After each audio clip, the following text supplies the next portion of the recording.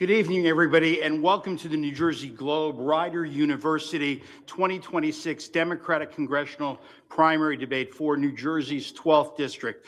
We're coming to you live from the campus of Rider University in Mercer County. I'm David Wildstein, the editor of the New Jersey Globe, and I'll be asking questions tonight along with Joey Fox, the New Jersey Globe Washington reporter, and Micah Rasmussen, the director of the Rebovich Institute for New Jersey Politics at Rider University. And some questions will come to you from students at Rider.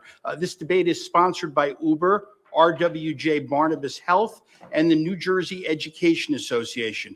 And with us today are 9 Democratic candidates seeking the seat of retiring Congresswoman Bonnie Watson Coleman in a strongly Democratic district where the outcome of this primary will likely determine who will be the next member of Congress.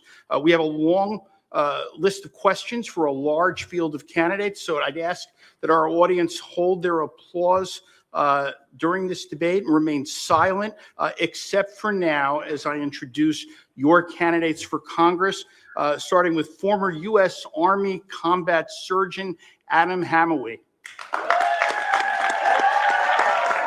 And East Brunswick Mayor and physician Brad Cohen. Princeton University professor Sam Wang. Assemblywoman Verlina Reynolds-Jackson, former Biden White House aide Jay Vaingankar, Somerset County Commissioner Shanel Robinson,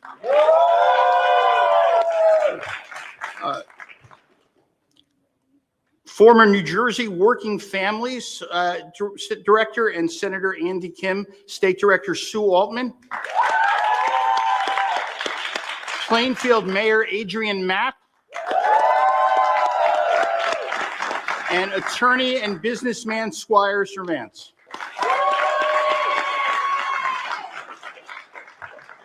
So thank you. You could all relax, have a seat. We're going to get right into the debate, except for you, Assemblywoman. Don't sit yet. You drew the first lot for the opening statement, so we'll go to you for 60 seconds.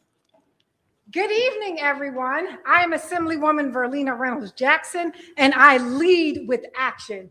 You see, my mom and my dad were both public servants. My dad is a Vietnam War veteran, and we wanted to make sure we took care of everybody. I was inspired by them.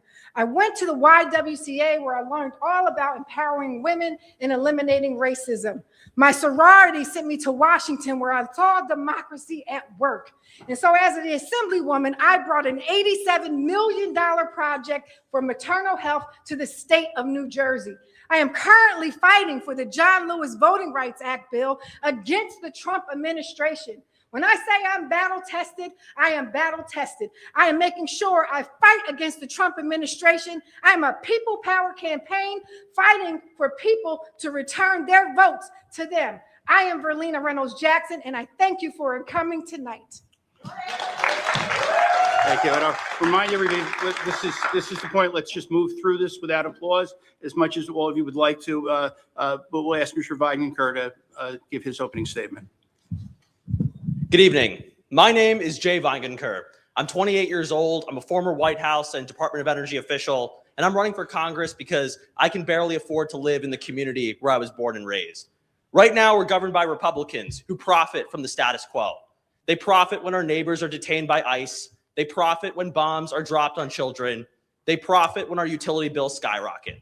And then we have Democrats who tell us, sign on to our letter and our petition, pass our non-binding resolution, show up to our ribbon cutting, and then hopefully things will go back to normal. But let me tell you, at 28 years old, my generation has never experienced normal in our politics. We were born in the aftermath of 9/11. We were raised in a recession. We graduated school in a pandemic. And now we're struggling to find jobs in the advent of AI.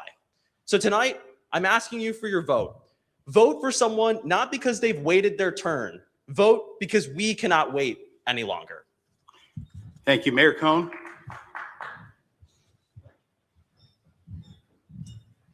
Well, thank you to the Globe and to Rider. My name's Brad Cohen. I'm the mayor of the Township of East Brunswick and a practicing OBGYN physician. As an OBGYN, I could tell you that I've sat with women when they've made the hardest decisions. I've been there when they've had the ability to deliver a miracle in front of me every day. I've also sat on the phone for hours with insurance companies fighting for the ability for women to have those rights. As a Board of Education member, I had to deal with Christie cuts 10 years ago or more, and then still be able to provide education for folks and a fiscally responsible budget. As mayor, we were able to deliver redevelopment in a way that stabilized taxes and provides affordable housing for the next generation of Americans. We do not have Democrats that are fighting with the seriousness that this moment deserves. We're Americans. This is a land of opportunity. And for too many people, that is whisking away, most importantly, the next generation. So we need somebody who can go to Washington, fight Trump, fight MAGA, and do it with the experience. I know that I'm that person because as a doctor and as a mayor, I've always done that. Thank you. Professor Wang? Hello, my name is Sam Wang. I'm a scientist, an educator, a father, a husband, and our family belongs to 3 dogs. I am here to run as a scientist to save science, health, and democracy. And I've worked in my research to build tools to help with early diagnosis of autism, which we hope will help millions of families. But I'm also practical. My laboratory, our research has raised $10 million in research that's led to dozens of jobs here in the Garden State. And we are, we're really proud to do that. Now, I want to say that before I ever became a scientist, I also have worked in Washington. I worked in Washington when I was 28 years old, working in Congress for Congressman Lloyd Doggett and Senator Ted Kennedy. And it was there that I learned to do practical work.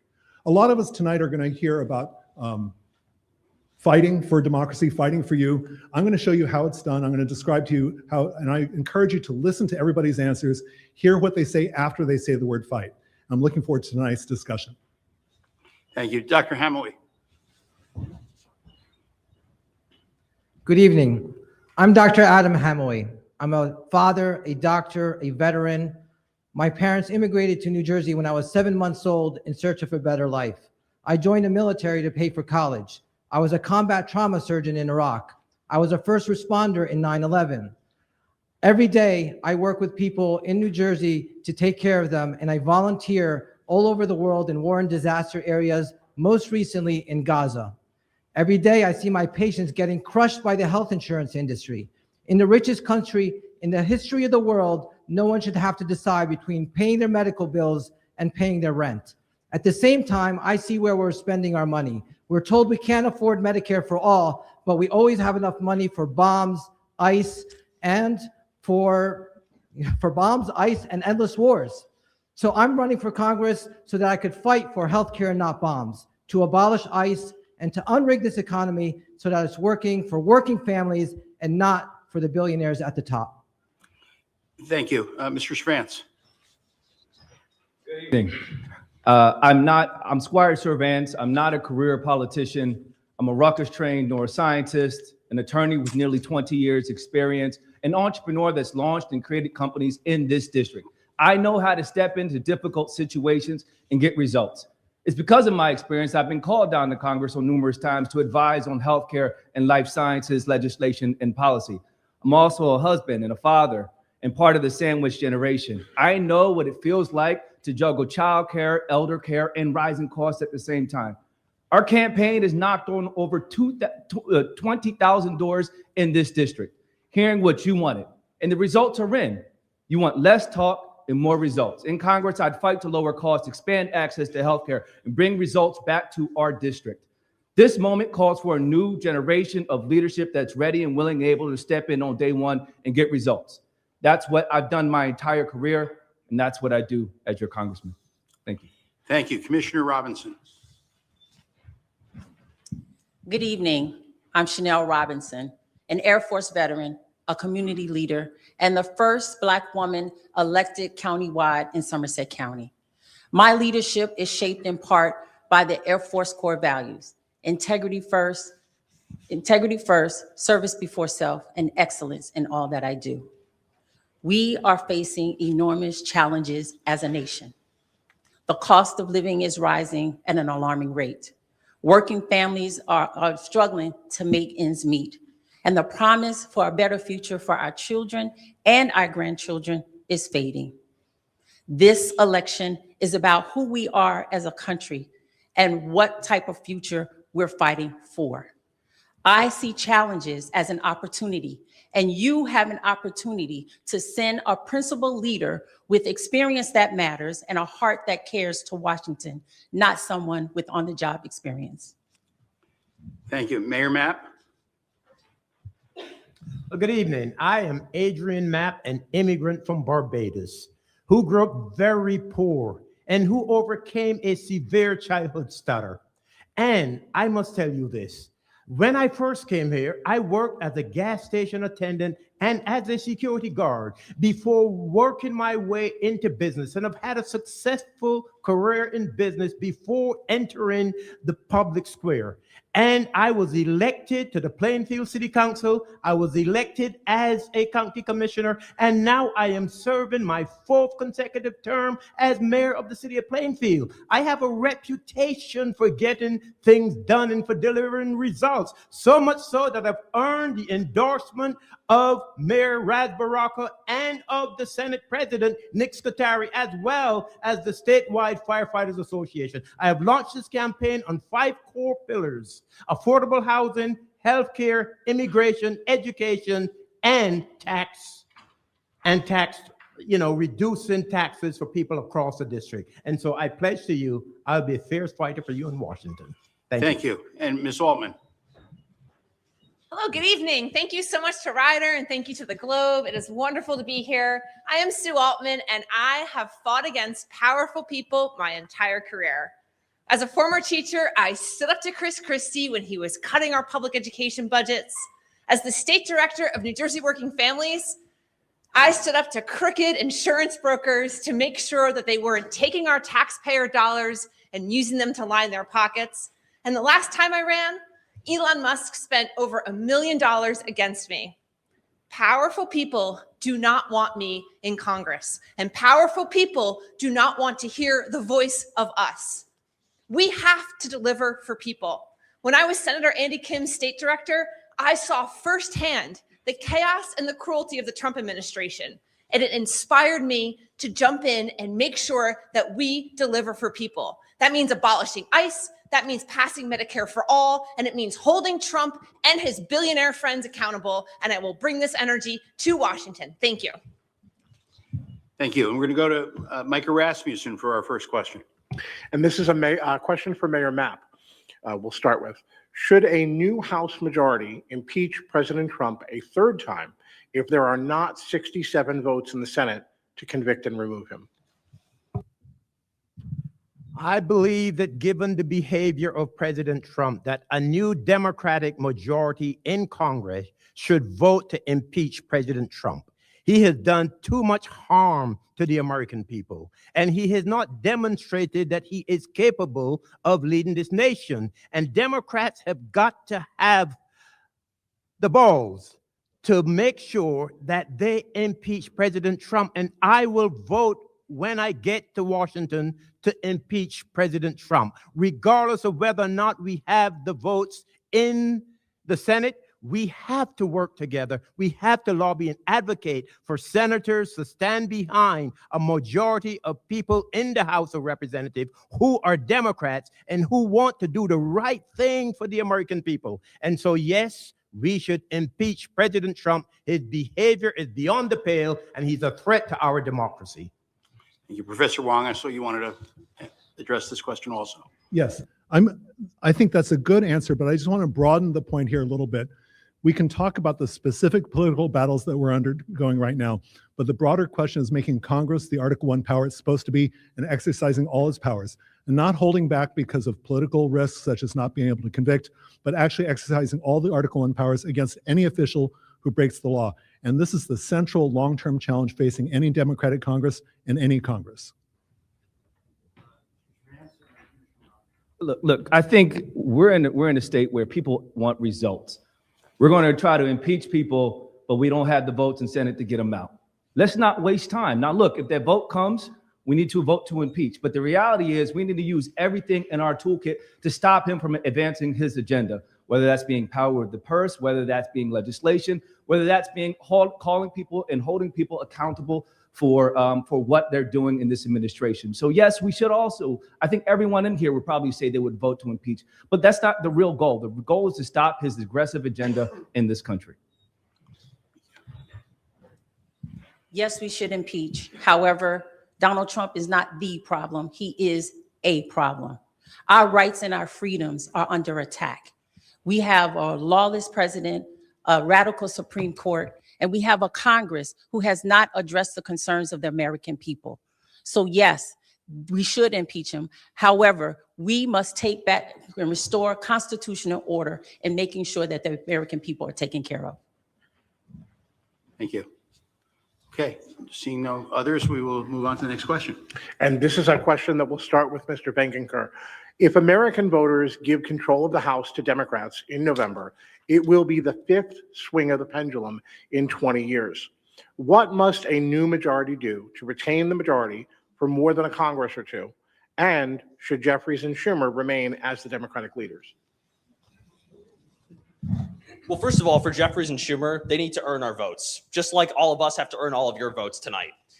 When it comes to actually passing results, we have to get something done for the American people in that first term in Congress so that we can win the trust back of Democrats, Republicans, and people all around the country. That's why I've directly supported abolishing ICE, because when I was in the White House and the Department of Energy, we worked on the largest climate investment in U.S. history, $400 billion to lower utility bills. And in the so-called Big Beautiful Bill, Trump took that money, tore it apart, and sent it to ICE. Every time we see a child being kidnapped on our streets by ICE, we are paying for that in our utility bills. So the first thing we need to do when we get the new Congress is we need to abolish ICE and send that money back to the clean energy investments that can create good union-paying jobs in this district. When people of all political parties see that Democrats can actually deliver, that we can actually come forward on our promises, we can win forward the votes in 2028 and beyond. If Jeffries and Schumer are ready to step up and actually enact a progressive agenda like that, they can earn our votes, but we're not making any promises tonight. We'll go to Ms. Altman and then Mr. Servance and then Commissioner Robinson. Yeah, Democrats, one of the most jarring aspects of the past 18 months has been watching the fact that Democrats do not have an answer for the Project 2025. They came in and they ran their play, and we seem to have no comparable vision. We seem to have nothing comparable at all. And we have billionaires taking everything that isn't nailed down. We have a democracy that's in shambles. The fight for our democracy and the fight for our economy are one and the same. We have to make sure we are revamping the tax code, that it doesn't favor the richest people in the entire country, the corporations and the billionaires, because they want to control our money so they can control the votes to give themselves more power and more money. It is the oldest trick in the book. So we have to learn from this moment, hold people accountable, and build a new tax structure from the ground up so that middle-class Americans, like all of us in this room, are not screwed over by the taxation code. Thank you. Mr. Servance and then Commissioner Robinson and then Mayor Cohen and then Dr. Hamawy. I think Democrats are too often reactionary instead of visionary. That's why during my campaign, we've been calling for a new democratic contract with America that lands and starts with dignity, where we can have access to affordable care, access to lower houses and cheaper houses.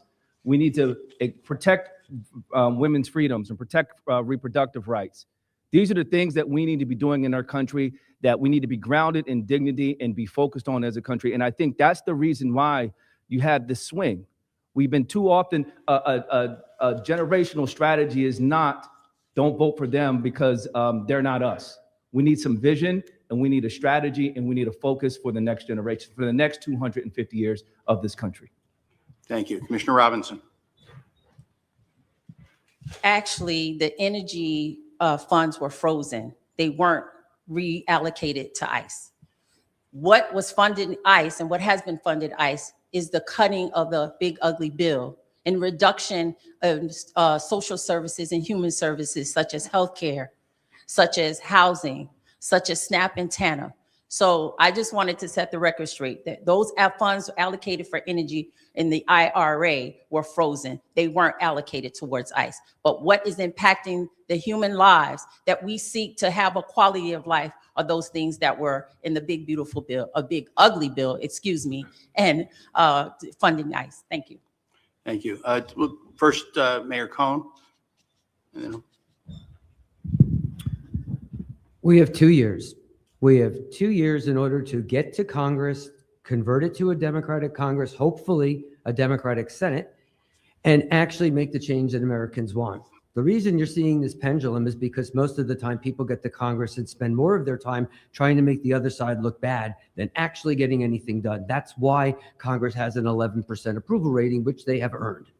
So we need to get to Congress. I know we're in a room of people that are hyper vigilant about wanting to fight. We do need to fight. We need to stand up for our values, but we do need to deliver results. Every one of the things you're going to hear tonight are topics that should be on our agenda, and all the things that we need to have a plan for them, hit the ground running. But more than anything, if we have any chance of the White House in 28, we have to prove the American public that as Democrats, we can actually do things and get things done. Dr. Hamawy. The question about Democratic leadership, I think they are failing to meet the moment.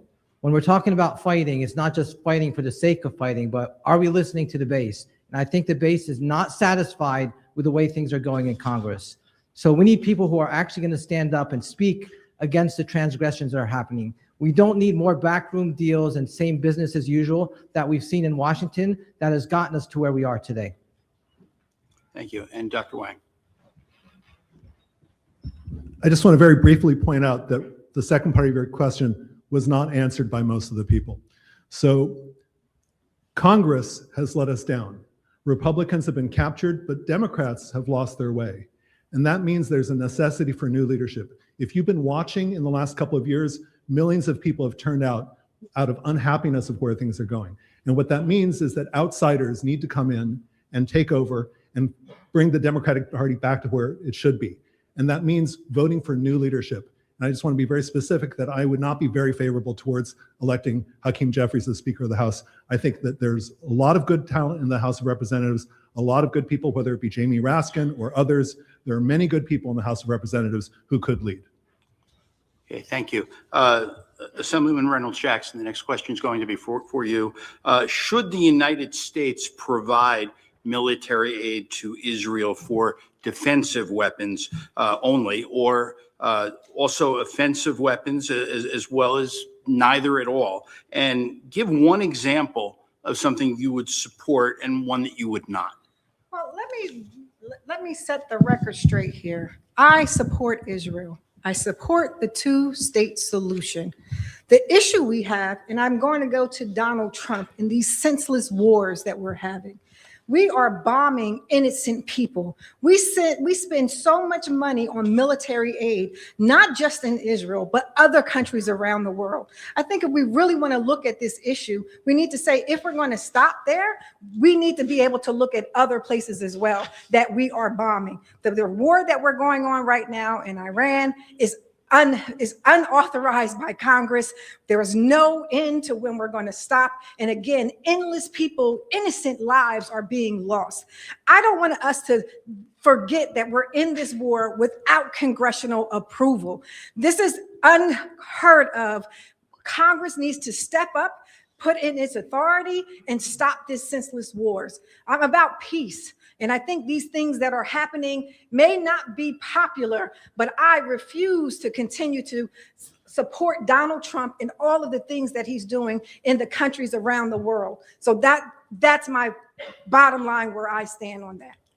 Thank you. I just want to remind all the candidates, Dr. Hamill, you can come up next. For all the candidates, you'll have 60 seconds. You're all welcome to answer these questions. So, Mr. Viner, you'll go after. We need to be consistent with our laws and how we treat all countries. And based on our laws, we should not be providing any weapons to any country that is not following the rules of international human rights, let alone committing atrocities and genocide. So I am against giving any kind of weapon to Israel or any other country that is not following these rules. Thank you. Mr. Vaingankar, and then Mr. Servance, you'll go next. Or, I'm sorry, it was Mayor Mapp. I'm sorry. Go ahead. Okay, so I think it's really important that everyone be very clear about where they stand on this issue. You know, I was horrified by the October 7th attacks by Hamas, and I supported Israel's right to defend itself. But it's very clear the Netanyahu regime has gone too far and has been careless and oftentimes deliberate in the killing of innocent civilians. And that is why I have said it is time to restrict aid to the Netanyahu regime and directly sanction the genocidal ministers that continue to keep us in this crisis. You know where I stand. You don't know where a lot of folks on this stage continue to stand. We've got folks like Sue Altman, who I love and respect, who, when she ran in a red district, said, I support unconditional aid. Now she's running in a blue district and says, oh, well, maybe we need to block the bombs. We've got folks like my friend, the Assemblywoman Verlina Reynolds-Jackson, who says, I support Israel. She's been attending AIPAC conferences since 2018. And like Sue, they've been ditching every progressive candidate forum this year where they might be asked questions about this issue. Then we've got Mayor Brad Cohen, who openly describes himself as a card-carrying member of AIPAC. Listen, everyone, New Jersey 12 needs a member of Congress who's honest with all of you about where they stand and is committed to peace, not afraid of their wealthy donors. Thank you. And since we got since there was a direct response, I'm going to take everybody whose name was mentioned. We'll start with Ms. Altman, Yes, and then we'll thank go you. to the Assemblywoman, and then to Mayor Cohen. So I'm the only candidate in this race that AIPAC has actually endorsed against. When I ran against Tom Kean Jr., AIPAC endorsed Tom Kean Jr. I believe that Israel should exist, that Netanyahu is a war criminal. I believe that we should not be sending our taxpayer money to Israel to kill civilians. But I also think the Iron Dome should exist. Israel is a prosperous country, however, and it doesn't need our money to support the Iron Dome. It can pay for it on its own. The atrocities in Gaza have been heartbreaking and awful. The war has extended to Lebanon, and it's really hard to watch the carnage and destruction there as well. Hamas, Hezbollah, the Houthis, these are terrorist organizations, and Israel should be allowed to defend itself against those organizations. What I really find troubling and sad about this moment is that the increase in anti-Semitism and anti-Muslim rhetoric in our politics and in our lives, in our country, is at an all-time high. And while I very much respect and feel completely sad and horrified at what's going on, we cannot let those violent things come to our shores at all. And we have to stand against bigotry in any form. I stand for Block the Bombs. Thank you. I have been on that. Sorry, David, I have to just finish this. I have been on that since the beginning. All right, All right, thank you. We're going to go. We have a long 2.5 hours. So, Assemblyman Reynolds-Jackson.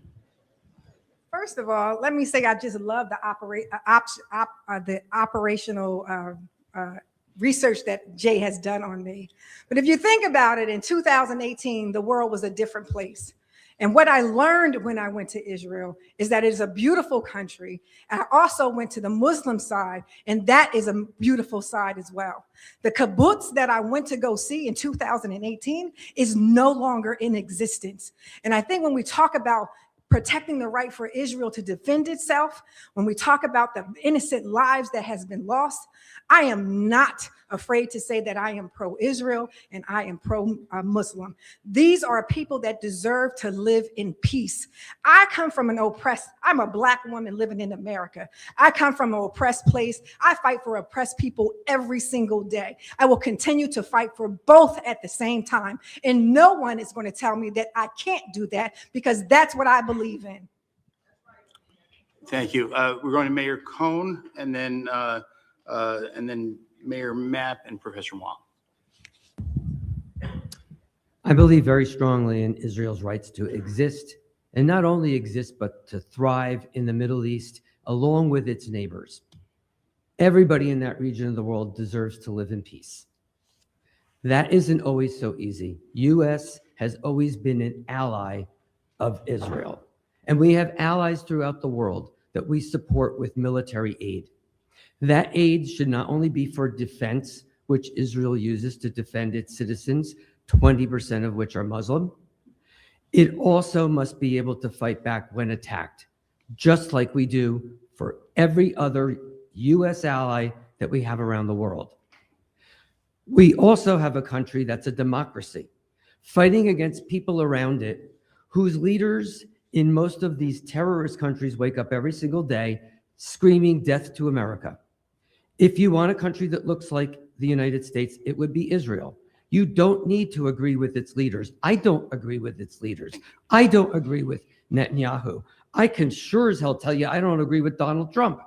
Okay, But thank I'm you, Mayor. still an American, and I still support my country. We're gonna move this on and just remind candidates if they, there's a time clock on the side and, Sorry. that's okay.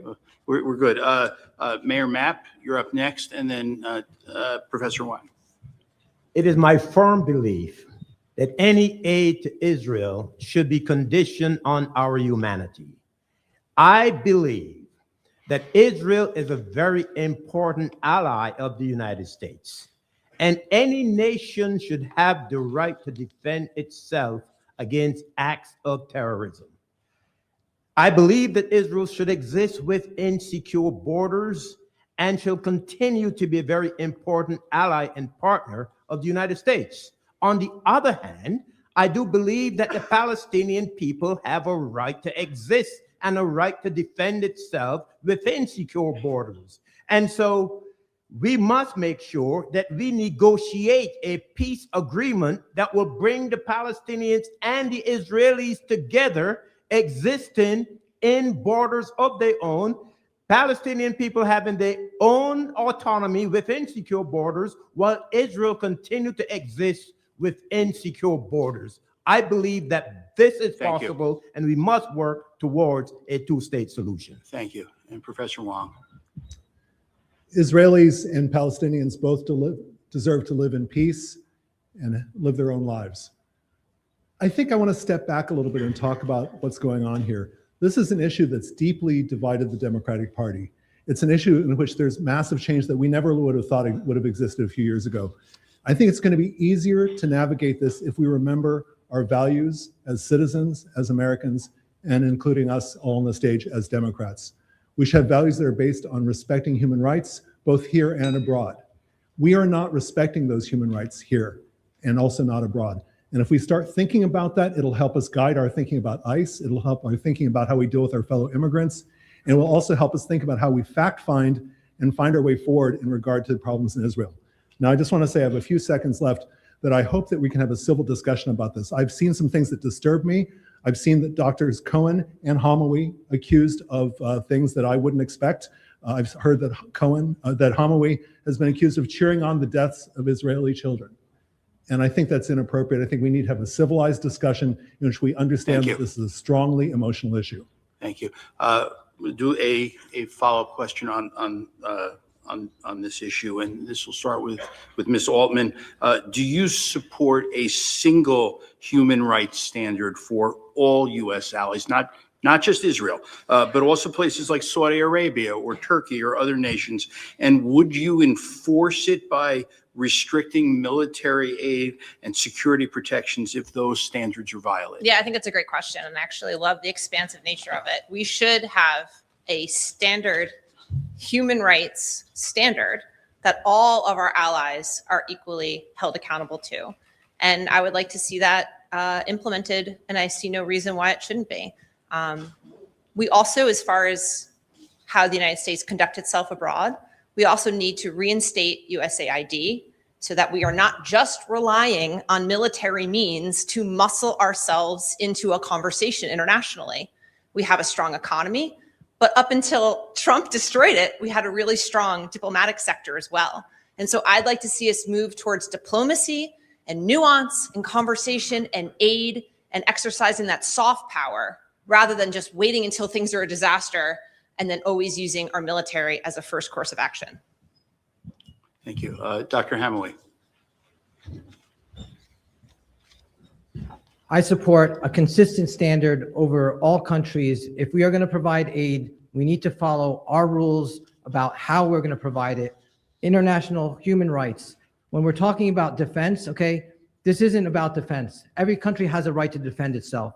But what we have from the International Criminal Court, what we have from Human Rights Watch, from Amnesty International, and what I have seen and experienced with my own eyes isn't self-defense. It's a country that is committing genocide and continues to bomb innocent people every day. We need to hold our standards to every country. It's Israel, it's the UAE and what it's doing to Sudan. It doesn't matter where you are. We have to be able to project that we are fair and even, and Israel is not the exception. Thank you. Commissioner Robinson. As a veteran, I've seen firsthand the cost of going to war has cost the people of America. Every life has a value. You have mothers and fathers being sent off to war while children have anxieties and traumas that we can't undo. Innocent lives are being lost. All for what? For control, for power. The monies and billions of dollars that we send to fight these unilateral decisions of ending wars could house the unhoused, could feed families, could provide livable wages to the American people. We should be recommitting to NATO, working with our international partners in making sure that this does not happen again. Thank you. Mr. Servance. Okay. I think when we talk about foreign policy, it needs to be grounded in our Constitution, it needs to be grounded in dignity, it needs to be grounded in protecting civilian lives. That's how we should be approaching foreign policy, and it should be grounded in consistency. The problem with the current administration, we treat different countries different ways, right? And I think if we provided some consistency across the board, we'd be in a better diplomatic position on a national stage and be in a better position than where we are right now. Thank you. Assemblywoman. Donald Trump is the problem here. He has said horrible things about other countries. People that come from, they're eating cats and dogs. He's saying that they come from shithole countries. Donald Trump is the problem. What we're talking about here is getting to the deep roots of systematic racism and war. He's creating this chaos within us that's dividing us. This is the root cause that we're talking about here. Let me go to Washington to call out this appropriations that are spending money on wars. Let's check Donald Trump. Send me to Washington to continue to fight against him and the things that he is doing. Mr. Vaingankar. So let's be clear here. There already is a single military standard of how U.S. aid is treated. It's called the Leahy Laws. When countries that receive our aid violate international law, they're supposed to be sanctioned. They're supposed to be punished.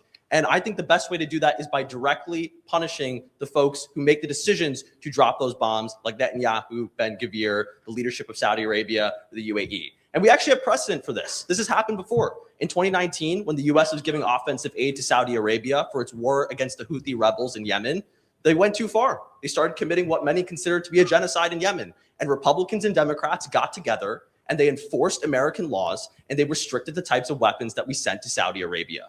The reason why we selectively enforce our laws is because members of Congress are afraid of dark money being spent against them by crossing AIPAC and other dark money groups. Let's just be very clear about this. The reason why we were able to hold Saudi Arabia accountable, but we couldn't hold Netanyahu or Ben-Gvir accountable, is because too many Democrats in Congress, and of course Republicans, are scared of AIPAC. And we need everyone on the stage to reject their money. And if they don't, you know where they stand.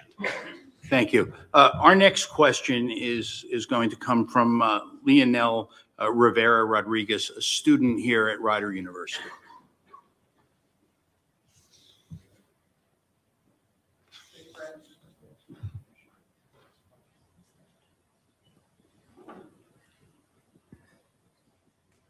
St. Francis Hospital is being torn down a block from my house in Trenton. Do you believe the federal government should step in, preserve hospitals in underdeserved cities, or who do you believe is responsible to stop these failures? Thank you. Mr. Servance, we'll start with you. Healthcare is one of those personal issues. Right now, it's too complicated, it's too expensive. This is not just an issue in Trenton, it's an issue in Plainfield as well. You have the Muhlenberg Hospital up there, which has been shut down or at least converted to a smaller, simply an emergency room.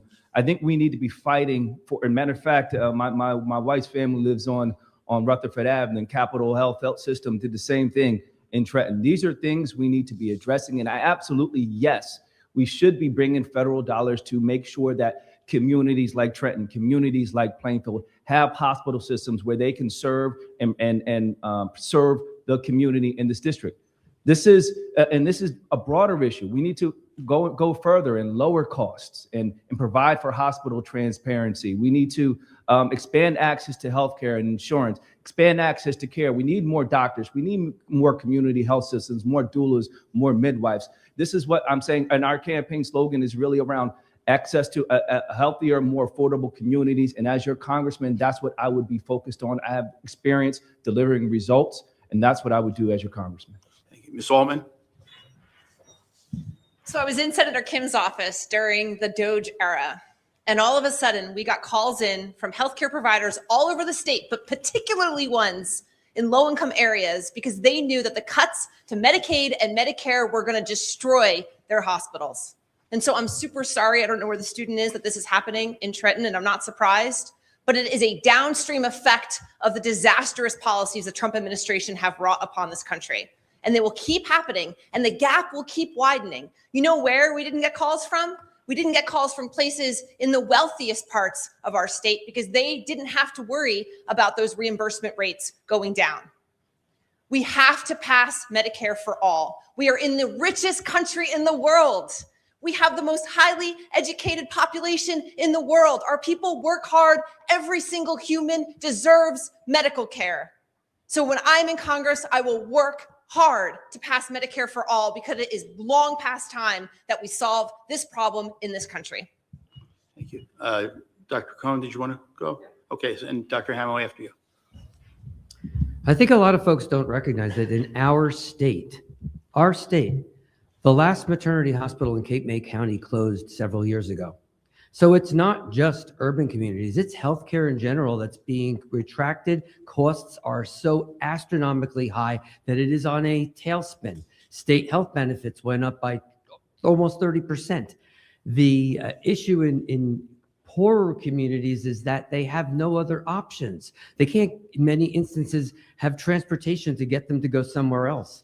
So these health disparities continue to get worse.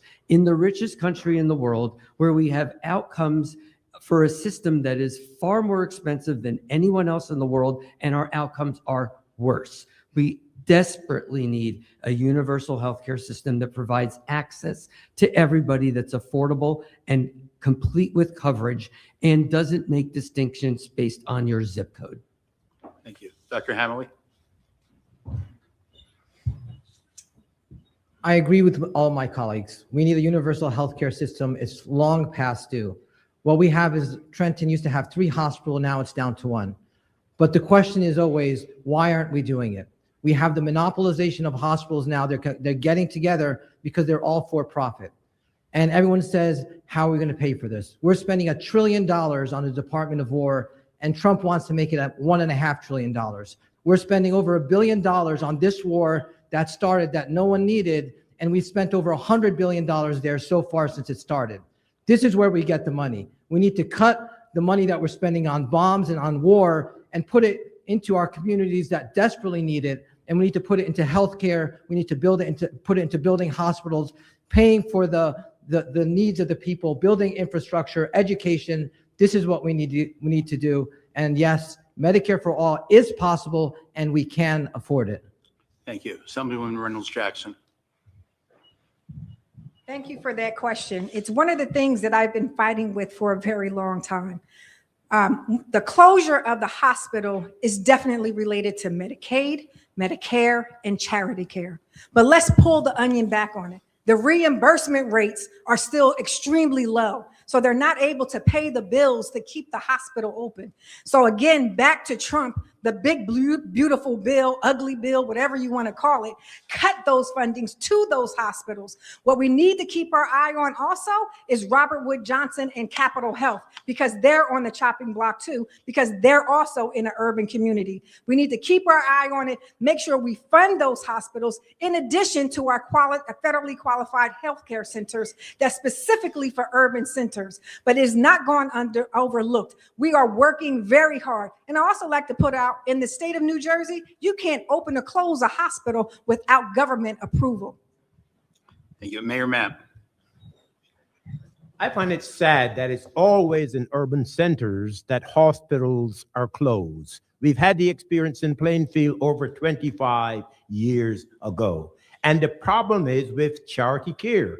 And if the government, the federal government, would provide for universal health care, we would find a situation where hospitals wouldn't be forced to go under because of providing medical care to communities that need that care. And then when they can't stay afloat, we have the State Department of Health that closes these hospitals. And so in Plainfield, for example, we have a federally qualified health center that was about to close its doors on September 30th of last year. And through my leadership and partnership with private developers, we were able to structure a deal that kept a federally qualified health center doors open so that it can continue to provide care to families that need that care. And so the federal government has an obligation to provide funding to keep hospitals open and not to close hospitals. Thank you, Mayor. And we're going to go to Joey Fox for the next round of questioning. So I want to dive a little deeper into a topic that a number of you have already brought up a couple times, which is immigration and ICE. And I'm going to start with Mr. Wang. Do you believe, as some Democrats have said, that ICE should be abolished? And if so, in your ideal world, what does American immigration enforcement look like? Who is responsible for enforcing the law? ICE was established by Congress in 2003. Congress established the Department of Homeland Security in 2003. The key element here is that Congress has the authority to create and abolish and rearrange agencies. ICE needs to be replaced by an agency that enforces immigration through civilian means, not through mass paramilitary, not through kidnapping innocent people, not through shooting people in the streets of Minneapolis or any other city. We can enforce immigration laws in a much more humane manner. There's legislation that has languished in the Congress. It didn't pass because of partisan division. If Congress were able to exercise its authority and use every tool at its disposal, we would have immigration reform. Just this weekend, there was an article in the New York Times that got into how DHS employees themselves expressed desperation and unease at having to operate without having fresh legislation. We need to be able to get through the filibuster. We need to do whatever we can to get proper immigration reform. Thank you. Assemblywoman, yeah. I believe that Trump is using ICE to get rid of, erase us from the fabric of America. He has made sure that he used ICE in a way that is just unacceptable. It's illegal. ICE has outused its useful life. I believe that there is a pathway to citizenship that we should be looking for. Those dollars could go to FEMA. It can go to protect our infrastructure. It can go to a lot of other places for healthcare, for education. It doesn't necessarily have to be there. But the goal here is a pathway to citizenship. That's what people want. When you come to this country, everyone wants to be a part of the American dream. Let's get down to fighting to end the chaos with Trump, and let's restore peace and prosperity for America. Ms. Altman and then Mr. Mapp, and then Mr. Hamawy. Our broken immigration system has been a political football that both parties have used for the better part of 30 years to maintain their own power. So we need a comprehensive program that starts with abolishing ICE for sure, that starts with reinventing DHS, and in fact, getting rid of DHS, inventing it anew to make sure it's actually an agency that serves the people. And then with regards to immigration, we have to pass DACA. We need a pathway to citizenship for people who are already here. We have to reform our H-1B visa policy. We have to fund our courts, which handle people who are here as refugees and as migrants. And we need to make sure that the regular people who are trying to convert their citizenship to full American citizenship have the resources in this court system that they need to navigate it. Because right now it is an unfair, bureaucratic mess that has led us to this moment in time full of heartbreak and crime. Not crime of immigrants, crimes that Trump is doing against immigrants. Everyone up here will probably tell you that ICE should be abolished because they think that's what you want to hear. The fact of the matter is, we need an agency in order to defend our borders and to carry out our immigration laws. And these are the same ones that were calling for the defunding of the police. That's not the solution. What we need to do is to reform ICE. You don't throw out the baby with the bathwater, you change the bathwater. The problem is not in ICE or XYZ. If you create a new agency and you leave the same people and policies in place, you're going to get the same results. The solution is to reform ICE, change the policies and procedures, and change the people that were put in place to carry out those draconian policies. That's what we need to do. Reform ICE, change the policies, and change those that were put in place to carry out those policies. Mr. Vaingankar, Mr. Hamawy, and then we're going to move on.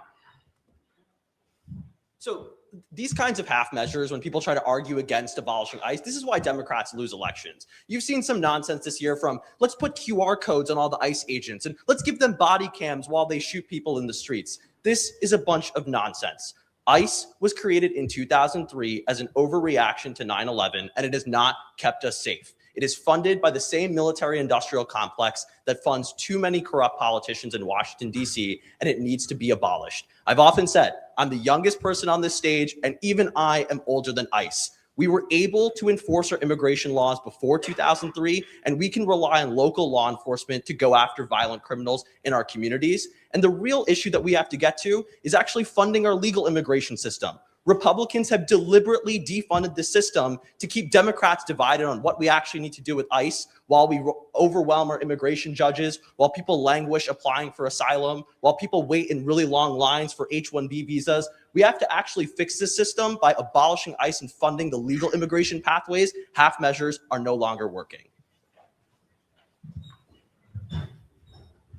I was going to come and disagree with Mr. Mapp. So I agree with Jay, everything he said. There's no redeeming ICE. It has been set up. It's been targeting Black and brown communities, and we have to start anew. There was life before it, and we need to dismantle the DHS. There's no reason we have 20 organizations on there. We have ICE, we have FEMA, we have the TSA. When we have a problem with one, our whole system breaks down. Now that we were holding the funding on the DHS, if there's a storm, we can't respond to it. We cannot travel because we can't get to the airports and get through lines through 4 hours. So abolish ICE, rebuild the DSA so that it actually is consistent with what it's supposed to do.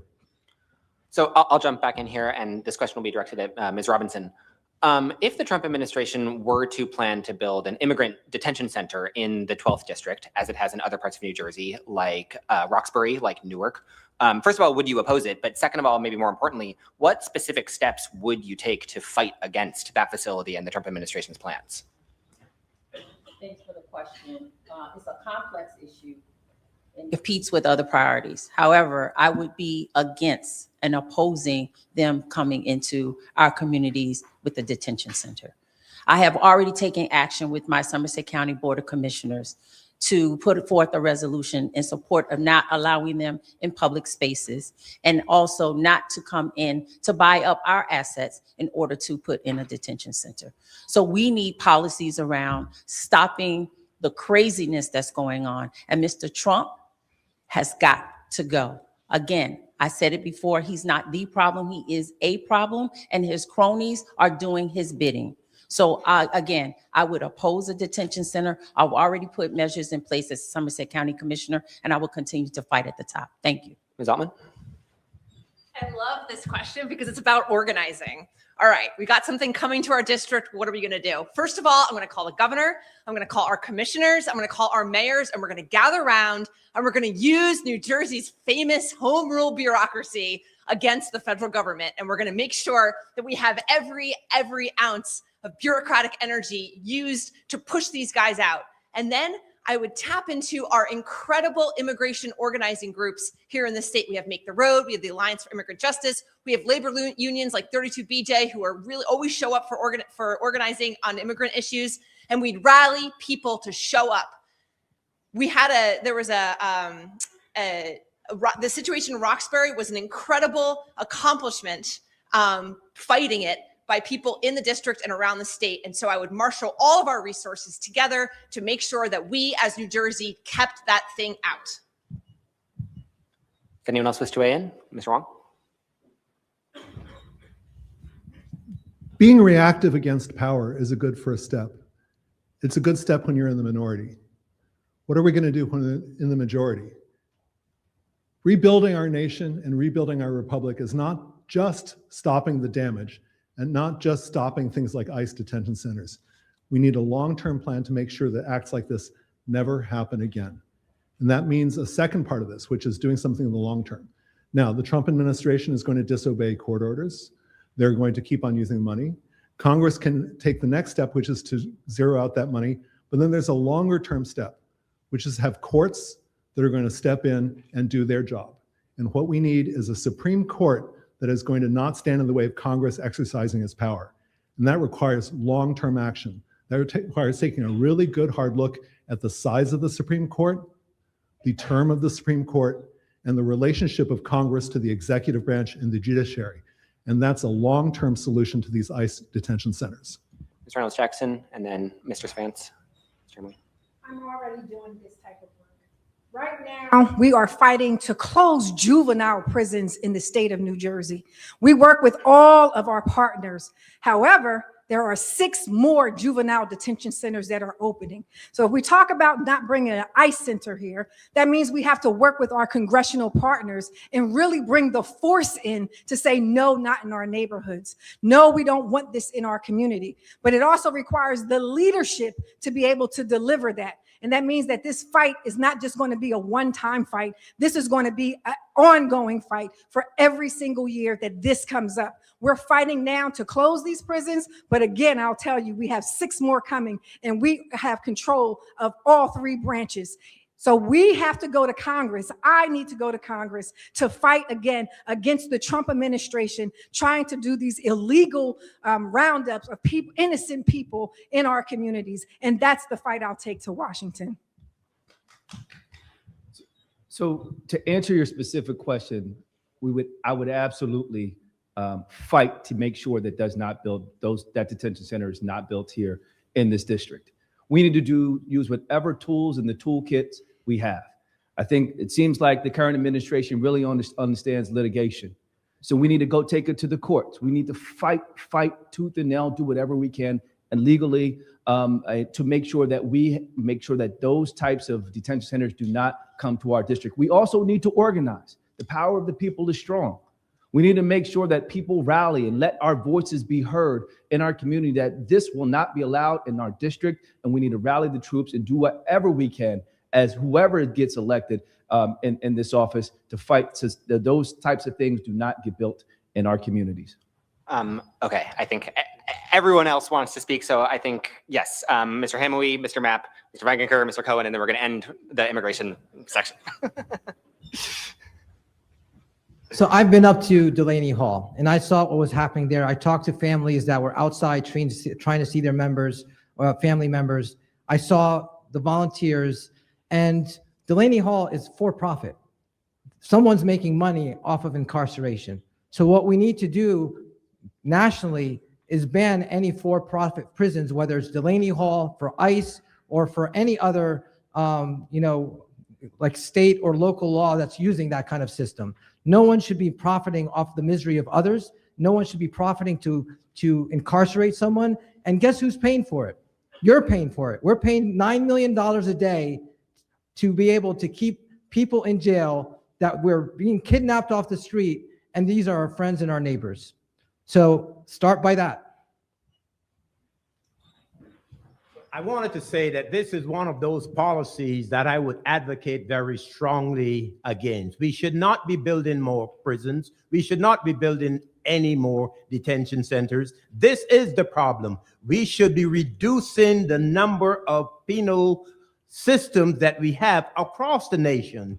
And given the conditions at these detention centers, they are so inhumane, and we must look at these situations through the lenses of humanity. And so we don't need any more detention centers, and Delaney Hall should be closed because it's a part of the prison industrial complex which profit private investors. Mr. Cohen, and then finally, Mr. Vaingankar. I think to answer your question, you really need to combine your last question and this one, because the real answer is that if we had an immigration system that had been overhauled, if we had a system that was fair and just, then you wouldn't have all those people being put in prisons. We wouldn't need them. I would be against them, because the answer is that we need to reform the system to begin with. And we don't really even need to start from zero. I think most of you recall that before the election, we did have Democrats and Republicans had a bill that had a path to citizenship that they agreed on. It was Mr. Trump that wanted to be elected and didn't want Republicans to pass that bill, and then they capitulated to that. So we don't need to reinvent the stone. We need to work with what we have. We need to prove to the American public that Democrats and Republicans can actually make a difference. They've done it before, and do the right thing.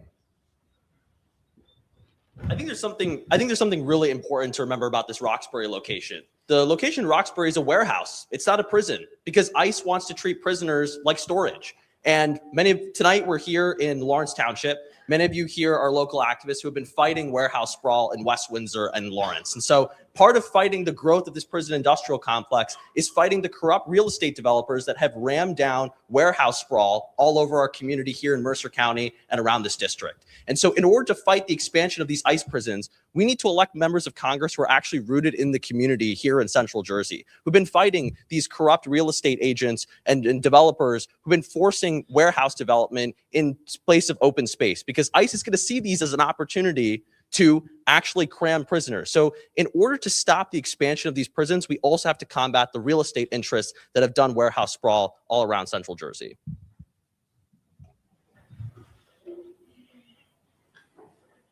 Okay. This is a question for Mayor Cohen. In the face of an already perfect storm of high electric and gas prices, at least 45 attacks, fires, and explosions have struck refineries and other global energy infrastructure. Does there come a time when all energy sources must be mobilized, whether they're renewable or not? This takes us to the heart of environmental justice and making sure that we take care of our environment in a safe way. That requires three things. It requires that we have appropriate regulation, and that doesn't mean over-regulation. It means regulating for safety and fairness. And that means bringing back the Paris Accords, making sure that we hold people accountable, charging individuals who are abusing the system and investing and not investing in renewable forms of energy. It means educating our public and making sure that our children know from an early age exactly that they're responsible for knowing about reusing and repurposing.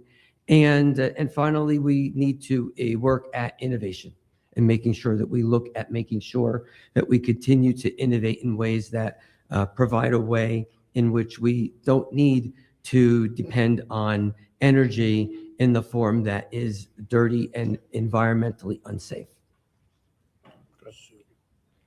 Sue, yeah. So I lived in Camden for 7 years, and in the city, there was a source of energy that was trash incineration, which gave the suburbs clean energy and meant that the people in Camden inhaled trash particulates in their lungs, which led to higher cancer rates and higher asthma rates.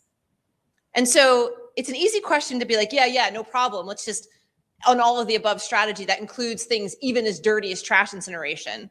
But it's very important to remember that the downstream effects will fall on communities of color and our poorest communities when we include an all of the above energy source. So I want to be mindful of that and proceed very much with caution. Mayor Mapp? Our utility bills are too high. We need to invest in renewable energy sources. We need to reduce our carbon footprint. We need to get rid of the greenhouse gases and reduce our reliance on fossil fuels. And we have to do that so that we could begin to explore other renewable energy sources, such as wind, such as solar, such as harnessing the energy from the ocean waves. There are so many ways that we could focus on bringing down the cost of our utility bills. Data centers consume so much energy and push up the cost of our utility bills. The average data center result in utility bills being increased anywhere from 19 to 39%.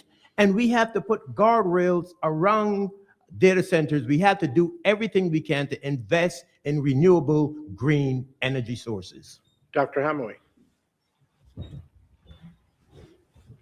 This is a question about infrastructure, and it's a question about energy. So we have a crumbling infrastructure that's falling apart, and we have an increasing energy requirements. So it's about time that we pass the Green New Deal. We need to move away from fossil fuels, go to renewable energy, and have a just transition so that we're creating jobs, reducing energy prices, and then we have to make the polluters pay so that we could rebuild this infrastructure as well. It's a problem that needs to be addressed as a whole and not one thing at a time. Mr. Vaingankar. So I was a former climate official at the U.S. Department of Energy, and I worked on multiple energy shortage and disaster relief efforts around the country, including in Ukraine and around the world. We're seeing a false choice presented here by the fossil fuel industry. When there are energy shortages, the fossil fuel lobbyists come in and say, well, that means you got to pump more oil, you got to pump more gas. But we actually have the technology to combat these blackouts. It's called battery storage, where when the sun is shining and the wind is blowing, we can store that excess energy into new batteries and technologies of the future. The problem is fossil fuel lobbyists got with Trump and so-called Democrats and restricted the funding for this kind of battery innovation and research, such that now we hear questions like, oh, well, I guess we just got to go for the fossil fuels to keep our energy safe. This is a false choice presented by big oil propaganda. And that's why it's important that everyone on this stage reject any kind of dark money or money in their campaign accounts from any fossil fuel interests so that they don't get presented with the false choice either. Yes, please, Assemblyman. I'm a little challenged, I'm sure. I believe in workforce development around this energy crisis that we have right now. We do need to, working with Mikey Sherrill right now, the governor, who's talking about nuclear energy. That's a long-term plan to bring down our utility costs. But it's something that can also increase what we need to do now. But I want us to take a step back and think about what Trump is doing into our energy costs. You know, when he has blocked off the rivers for us to get our supplies, everything he touches is increasing. Our utilities costs, our healthcare costs, our taxes are going up. Everything is back to Trump. I'm sorry, I just can't help it. But I want us to be able to focus on those alternatives. It's a long-term plan with battery storage, but I want to also focus on the fact that there are relationships that I already have to make sure that we can bring those battery storage. And in addition, I live in the 12th legislative district. That is time. Thank you.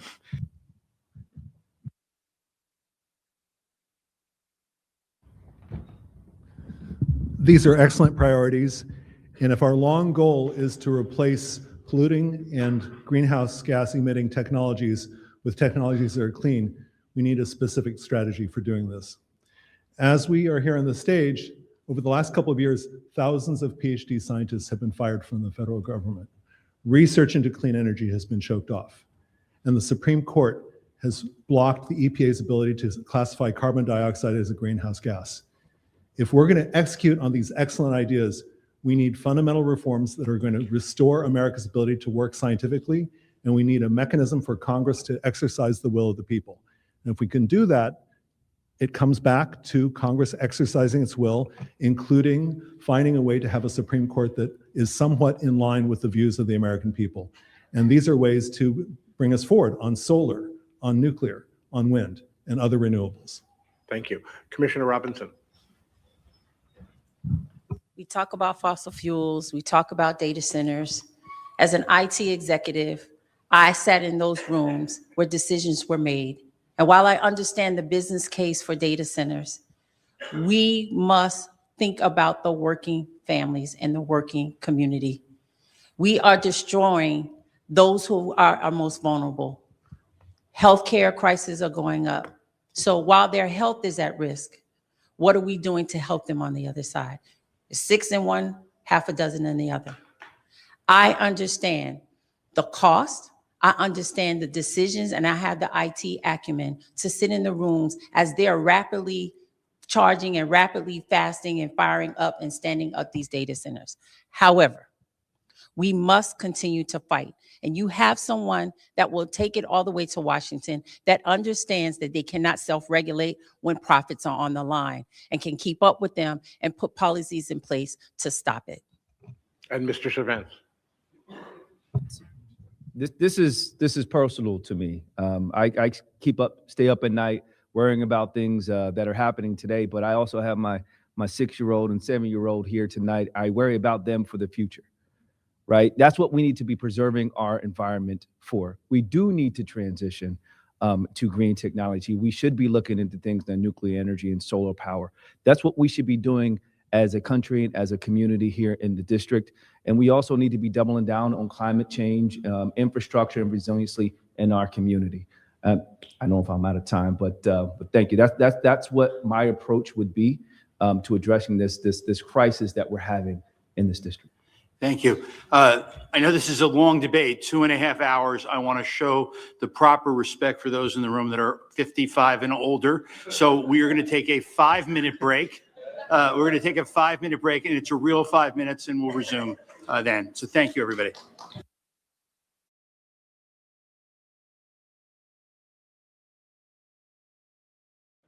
The next question is going to begin with Dr. Hamawy. The 12th District is home to a dynamic research and educational corridor increasingly driven by AI. But many residents are worried about the industry's expansion and job costs. As a member of Congress, would your legislative record treat AI as a blessing or as a threat?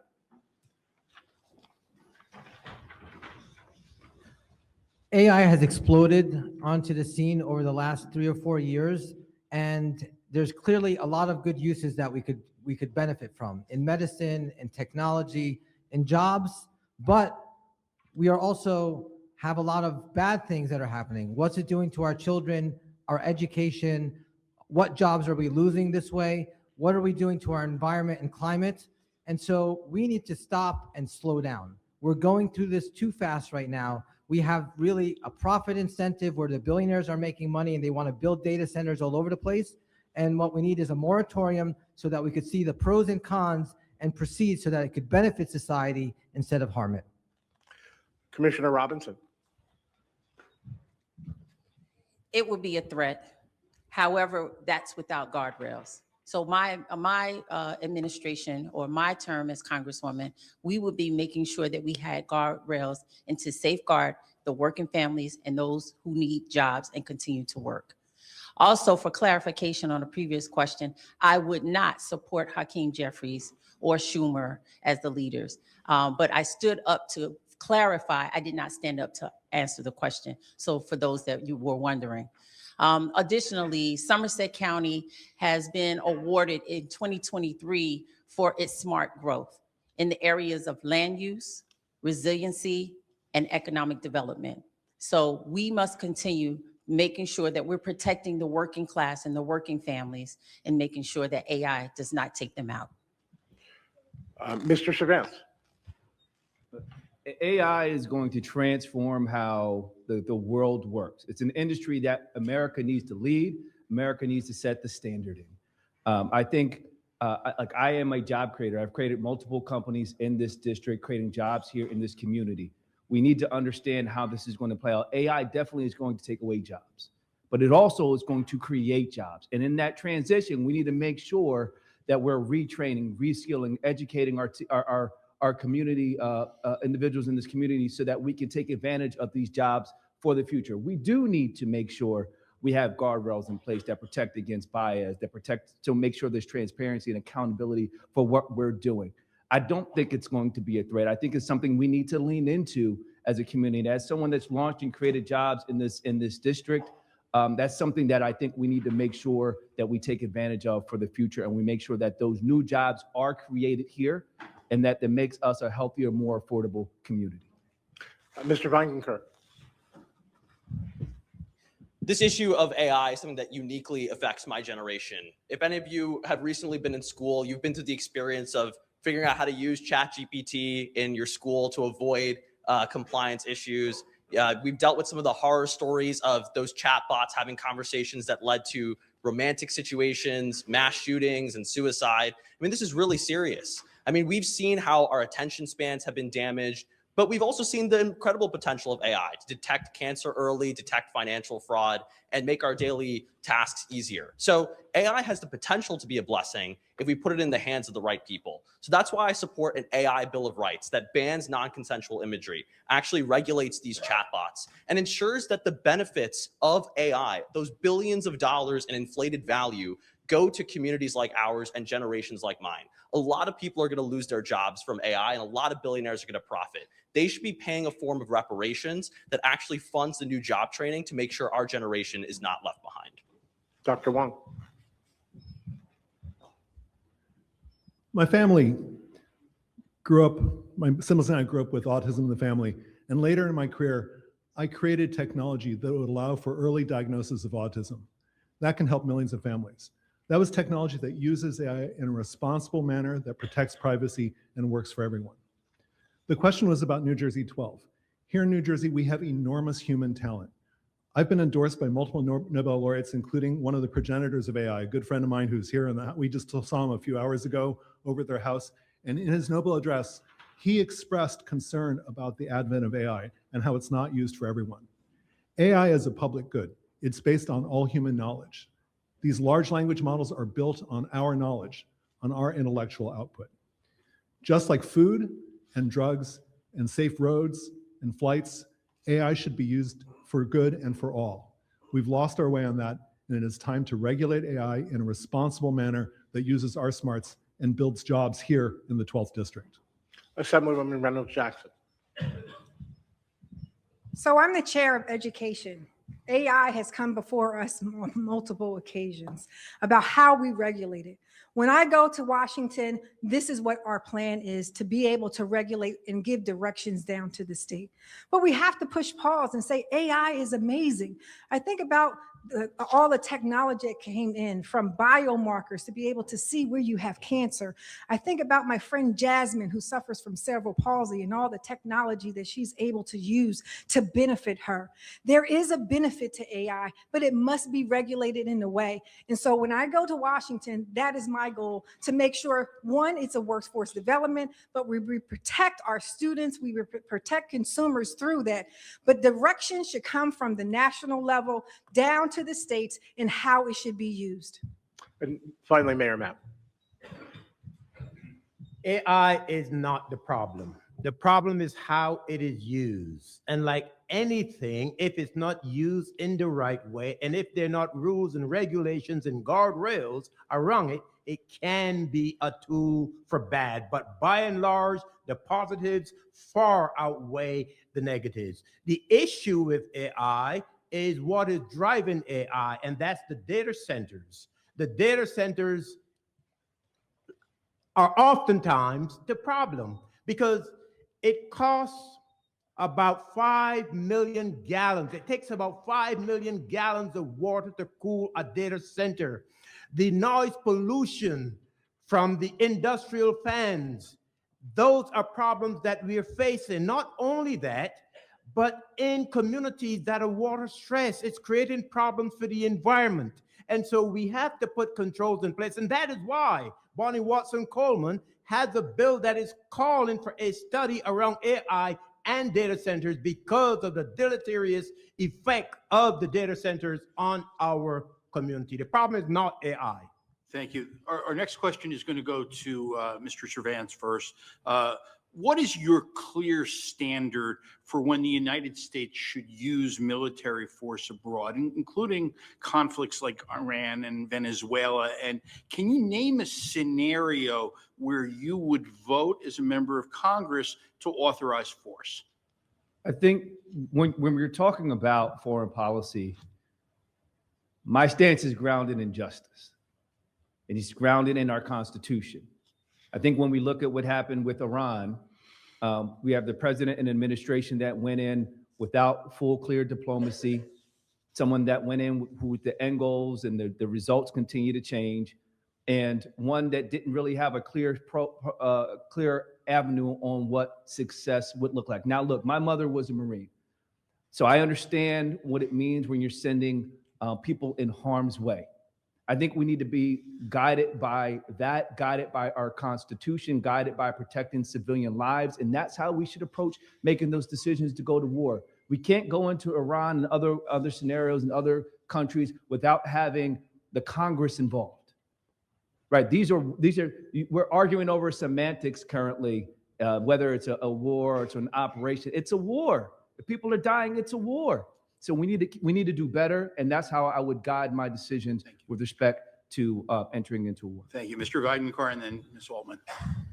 So I am just barely old enough to remember 9/11 and the impact it had here in central New Jersey. Some of my earliest memories were the cars in Princeton Junction that were abandoned from the commuters that never made it home, or the flight attendant from East Windsor who fought the hijackers on Flight 93. That was very personal to us, and I think everyone agrees that the U.S. had the right to go to war to defend ourselves from an imminent threat. But we also realized the United States, under fear and under propaganda, invaded countries that had nothing to do with 9/11. And we watched as people fear-mongered with Islamophobia and anti-brown racism to drive us into countries that didn't actually present a clear and imminent threat. So if we were ever to go to war, we need to hold a very high standard that the people here in our nation are under threat of violence. And if we ever do go to war, it needs to be approved by an act of Congress. Right now, we are in an illegal and immoral war in Iran because Donald Trump is trying to distract us from his crimes in the Epstein files. That war needs to be defunded, and that money needs to be returned back home to funding our healthcare, our utility bills, and actually creating jobs here at home. If we are going to send our service members off to war and put their lives in harm's way, we better have a darn good reason. And it better be explicitly clear that our national security interests are at risk. We have funded, we have sent young men and women off to die for decades and decades of endless wars. Our defense budget is through the roof.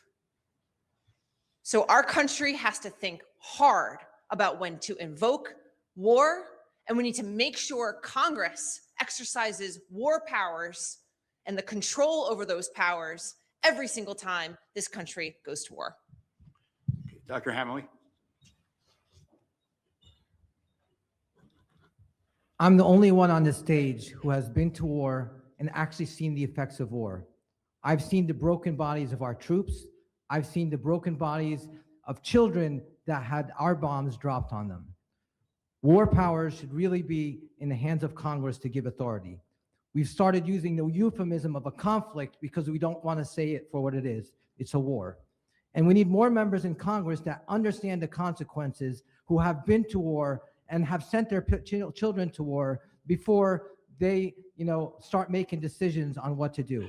The only ones profiting from this are the war profiteers, the defense industry. It's not, these wars aren't making us any safer. Thank you. Commissioner. Correction, you are not the only one that has seen the impact of what war does to a family and to the American people. My sentiments are that we already have rules of engagement of when we go to war. However, we're not following them. We have a lawless president. We have a radical Supreme Court. And we have a Congress who has not restored the constitutional order and don't have a backbone to do it. We have failed the American people.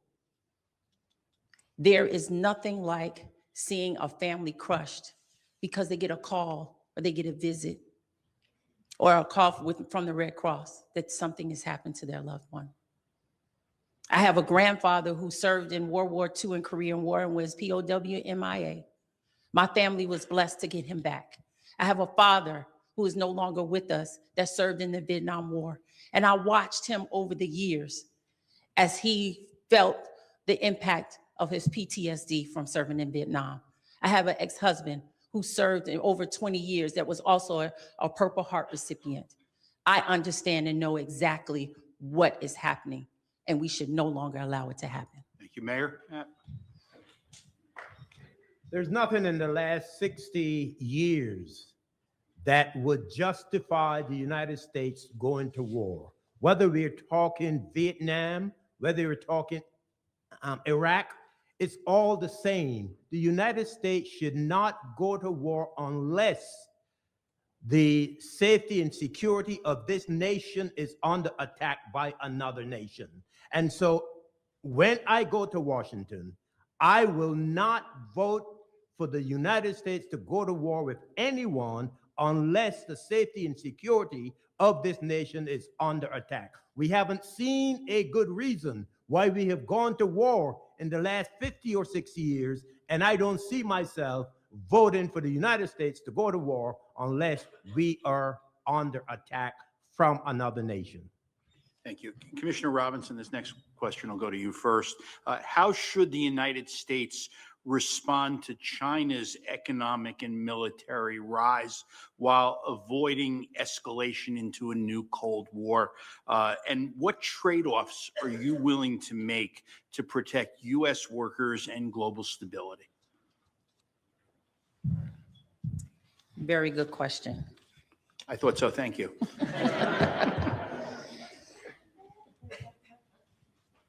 Foreign policy, when it comes to the wars and domestic violence and domestic wars, excuse me, is wrapped around diplomacy.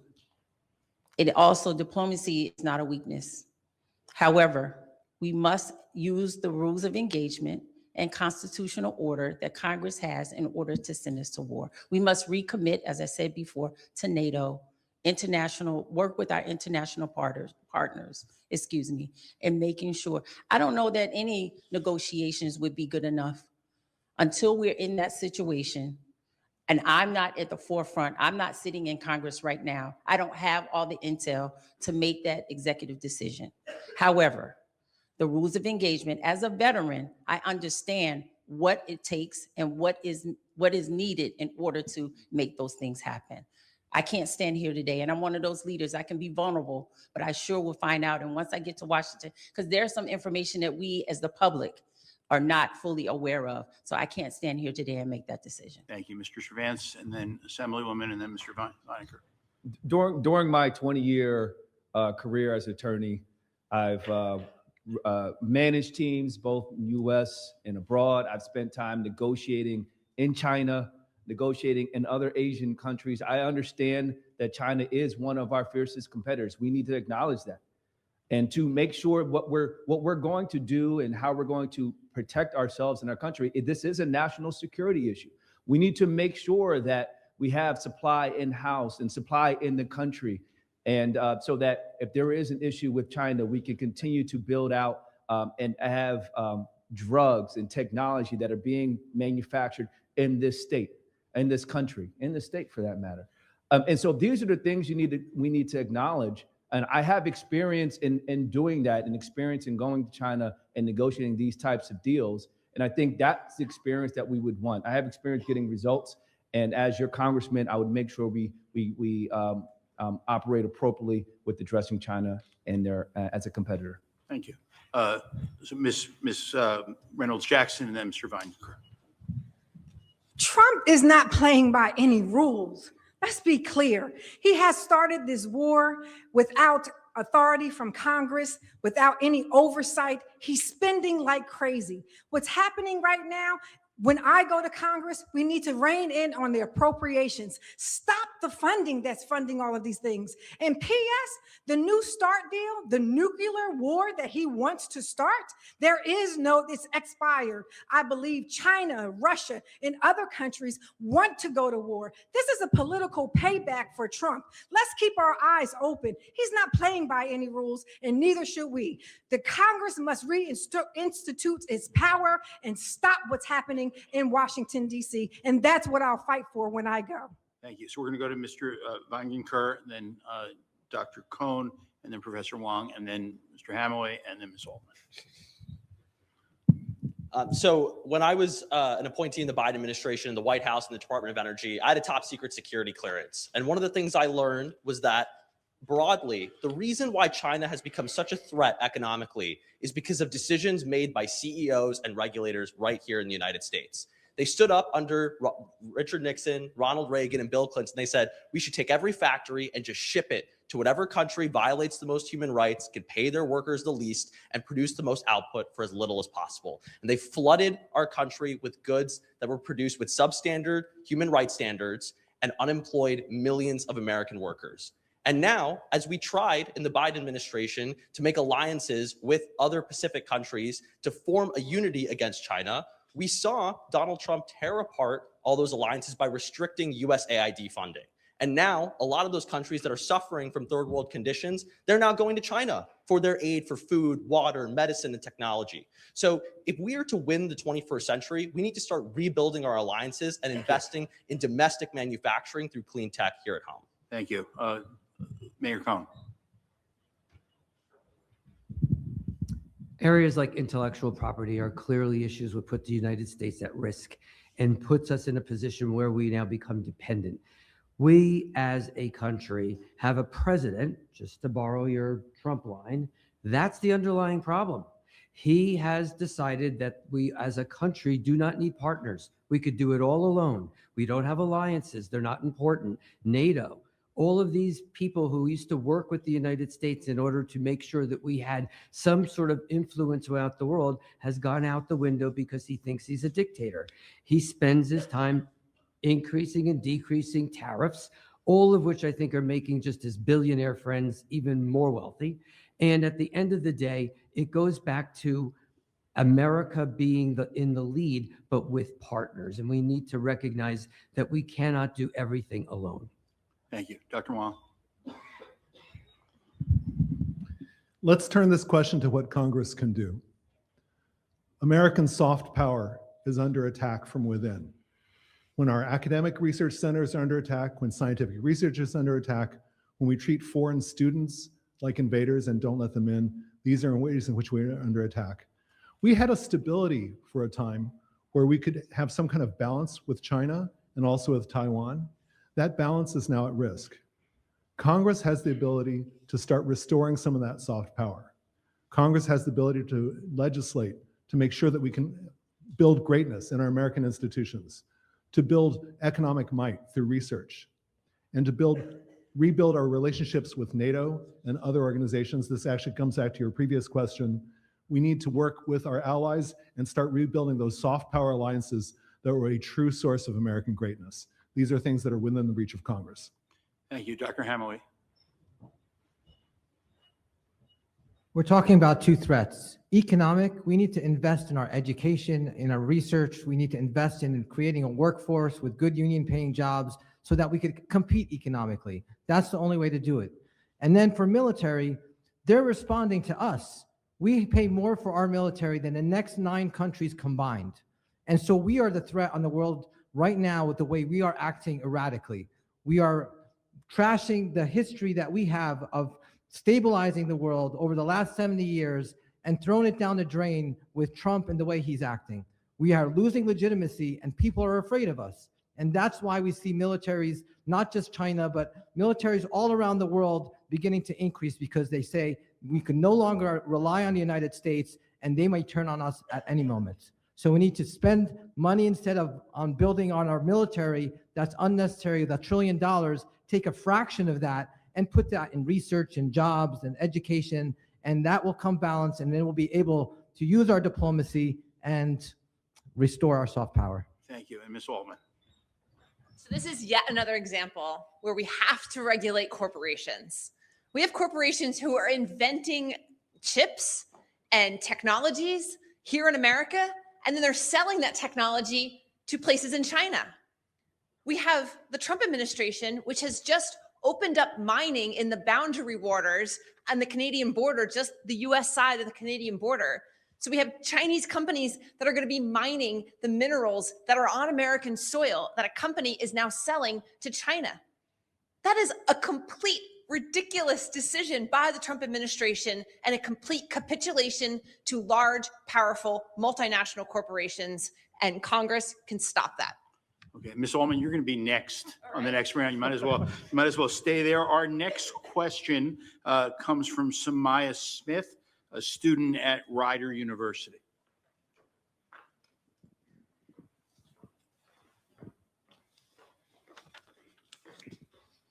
Even though New Jersey has some of the most segregated schools in the nation, we have never received any federal enforcement because our segregation is not the result of law, but from where people live. Is there any hope for our schools to ever be integrated without federal pressure? That's a wonderful question. Thank you for it. Yeah, New Jersey has some of the most segregated schools in the entire country. This is a systematic failure from decades of racism and redlining and segregation in terms of where people live. There are over 600 school districts in New Jersey, each carved out for their little towns. I am well aware and rooting for the desegregation lawsuit that is making its way through its courts right now in New Jersey. It is an absolute crime that a student educated just a couple of miles from another student with a different color skin gets a different level of education, gets a different amount of money invested into their education, has fewer resources available at the schools where they attend. It is a shame that New Jersey continues this legacy of racism and segregation. And when I am Congress, I will be loud about ending it and finding federal monies to support desegregation of our schools and equitable education for all students. Thank you. Mayor Mapp. In spite of Brown versus Board of Education in 1954, and in spite of Booker versus Board of Education in Plainfield, our schools have continued to be the most segregated in the nation. And a part of the problem has to do with these artificial boundaries called municipalities. And I believe that we have an obligation at the federal level to have laws in place that would lead to the integration, the true integration of our schools. There is no reason why a child who is living in Plainfield, but whose parents are working in Madison, why that child can't go to school in Madison. There's no reason why a kid living in Scotch Plains can't go to school in Westfield. And so these boundaries are creating the segregation that we have in our schools. And we need to tear down these walls so that schools are integrated and there is better outcomes across all school districts in the state of New Jersey. Thank you. Assemblywoman Reynolds-Jackson. I've been fighting this since 2010 when I was on Trenton City Council. This is all based upon our zip codes. This fight, when we have access, we have the leadership of both the Assembly, the Senate, and the governor. This is a systematic problem that we have here, and the leadership will rather go to court instead of settling it.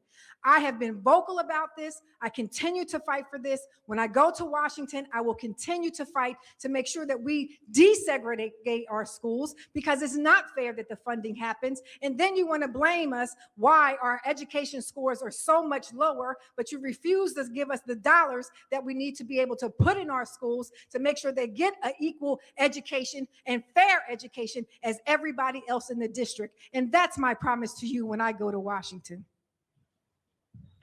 So I think continuing on that theme, this question will go to Mr. Wang first. This is a district that includes some of New Jersey and the nation's wealthiest areas. It's also a district that includes some of New Jersey and the nation's poorest areas, especially majority Black and majority Hispanic towns. So given that, how would you approach tax policy in Congress? Would you be open to supporting higher taxes on wealthier Americans, even if that means higher tax bills for some of your own constituents in this district? So first, very briefly on the previous question, one of the problems that we have right now, to Samaya's questions that she's asking, is the idea that we could only act against intentional discrimination, whereas you're talking about an effects test. And one thing that Congress can do is start to mandate effects as a consequence of unintentional discrimination, and that is something that can be done. I worked for Senator Ted Kennedy many years ago, and I was there just after the Elementary and Secondary Education Act was passed, and that is exactly a place where this kind of thing can be legislated. Now, to your question about taxation. We've lost track of taxation policy in the United States ever since the Reagan era. Inequality has increased, coincident with cutting taxes on the very highest level income levels. So we can do things like bring capital gains tax into line with a regular tax. We can also work on corporate taxation. Amazon goes through our roads and pays no taxes, and yet they make use of our roads, our bridges, all our infrastructure. And so by reforming at the highest level, we can bring more money into the coffers of the federal government. Mr. Servance. Our current tax system isn't fair. There's no situation where a billionaire should be paying less in taxes than middle-class families, period. So yes, we need to address that. Even if it does mean raising taxes on the wealthiest of the wealthiest in our district. Our system is rigged. We can't have it that way. I think we also need to address the SALT tax. SALT is, we are in the situation where New Jersey is disproportionately impacted by SALT than any other state in the country. This is something that we're getting taxed twice by the state and the federal government, and we can and should do better. I think that needs to be increased so that the cap needs to be increased so that we can provide some benefits to the people in the middle-class families in this country. I'm a business owner. I am someone that's have a family of 6, part of the sandwich generation. I know what it feels like to have to juggle a variety of things and affordability in this issue and the cost of living issues in this state. And I think having a fair tax system could address that. Ms. Altman and then Mr. Mapp. Something like 55 billionaires have spent over $250 million in this cycle already for our elections. That is in order to make sure they control our taxation system. We absolutely, Democrats have to insist that we raise taxes on the wealthiest Americans. Because if we don't, we literally have no sustainable resources to pay for anything. We are still riding on the same trains our grandparents laid. We are still teaching our kids in the same schools that our grandparents sent their kids to. And that is inexcusable. Part of delivering for people, which is to get everyone's buy-in back that America is a great place to live, means we have to tax the wealthiest people and the wealthiest corporations in this country. It's a non-negotiable. This issue comes down to one of taxation. And we need to change our tax code if we are to level the playing field. Public schools are now funded for the most part by property taxes, and they should not be. Not one dime should be spent in property taxes to fund schools. That is why the richest districts are able to perform better, because they're able to put more funds into their local school districts. So the funding for public schools should be the responsibility of the state and the federal government. And if we change our tax code to allow or to make billionaires and these rich corporations pay their fair share, there would be more funding available to come from the Department of Education down to the state, so that there's equal funding across all school districts across the nation. So I am opposed to property taxes being a source of funding for public education. Thank you. And Mr. Hamawy?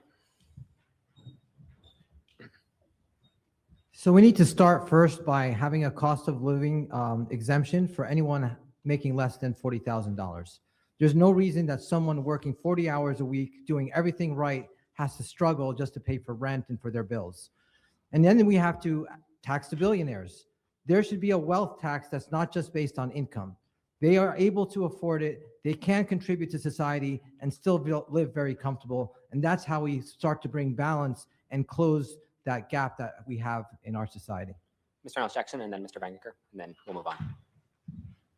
So I believe in taxing the ultra wealthy. We have a housing crisis right now. I would also propose that we stop banks, the hedge funds and banks, from buying up local property, which escalates our price. We need to be able to redirect those dollars into building new homes. And I'm not just talking about affordable housing. I'm talking about housing that Jay can buy so that he can get out of his parents' house. Less than $500,000. We want to make sure. I drove by the other day and it was $500,000 for a starter home. That's ridiculous. We need to be able to say these dollars should go directly to the National Housing Trust Fund that can come back down to New Jersey, and we be able to have those affordable housing and actual housing affordability options for people that want to do it. And that's what I'll do when I go to Congress. Mr. Vaingankar, that was a grievous personal attack. So of course I will let you respond. I'm sure I'll recover. My mom and dad are the ones laughing the hardest right now. Right now, here in New Jersey, the SALT tax and a lot of our federal taxation system ensures that here in New Jersey, we are subsidizing the lives of millionaires and billionaires in red states that refuse to tax their wealthy. So I agree we've got to tax the billionaires. I'm sure everyone on the stage would say that. But we have to get creative about how to do it so that people don't just try to move their wealth abroad. We need a national minimum state tax enacted by Congress so that red states can't cheat off the federal government, cheat off blue states like New Jersey. They need to tax their wealthy too. We also need an international agreement for a minimum corporate tax. We tried to establish this under the Biden administration, and then Trump took it and tore it apart, and now we have a race to the bottom. Every developed country across the world should have a minimum corporate tax. We also need a minimum capital gains tax. Right now, the wealthy avoid taxes, not because they're income taxes, but they use capital gains and they take out loans on unrealized assets. So they use stocks and their housing to take out loans, and then they pass them on to their inheritance and then never pay them back. We need to increase the interest rates and restrict the ability of rich people to do that. So, Mr. Cohen, the next question is for you. Another clear driver of the affordability crisis is healthcare costs. But not all Democrats are necessarily in agreement about what the best path forward is, especially whether to try to implement Medicare for all, which would essentially shift the U.S. into a system where the government is responsible for providing pretty much everyone's healthcare. So, I mean, as a practicing physician yourself, do you think that Medicare for all is something that the next Democratic trifecta in Washington should pursue? So I am at the front lines of dealing with patients who have to deal with not having medicines covered, not having surgeries done because of their high deductibles, maybe even going into bankruptcy with insurance. So this is not a sustainable system. The costs are going up. Most of you know that our state health benefits went up 36% this year. That's not a sustainable increase. So we're clearly dealing with a system that is broken. We need some form of universal health care. There's a difference between universal health care, which is a term that provides some sort of basic coverage for everybody, regardless of where they live, regardless of their income. Medicare for all, as most of you know, Medicare, for those of you who are on Medicare, that's 80% of the costs. You're still responsible for the other 20%. And so when you're talking about huge surgical bills, hospital stays, 20% of a big number could be a really big number. So we need a form of universal health care. We need to sit down and figure out how to do that fairly, but necessarily being Medicare for all, that's something I think we need to talk about. Ms. Robinson and then Mr. Hamawy. So the previous question, I start off with that was asked directly to me. Sue me, I'm human. I only answered in part when it came to wars, but I also want to talk about the investments we made in education when we have homegrown talent right here in order to have a pathway for people to have livable wages, a roof over their head, access to health care, and the like. And we've done those investments in Somerset County successfully. Now on to this question. Yes, I support universal health care for all, but there is no cookie cutting way in making sure that we get there. It comes with Fair Labor Standard Act in making sure that where this Congress has gone AWOL in the past 17 years in making sure that the minimum wage is heightened. When you have a healthy person, a healthy employee, you have a healthy work environment, a healthier community, they can support themselves and be sustainable over the years. So yes, I would support universal health care for all health centers in our most vulnerable communities with a public option.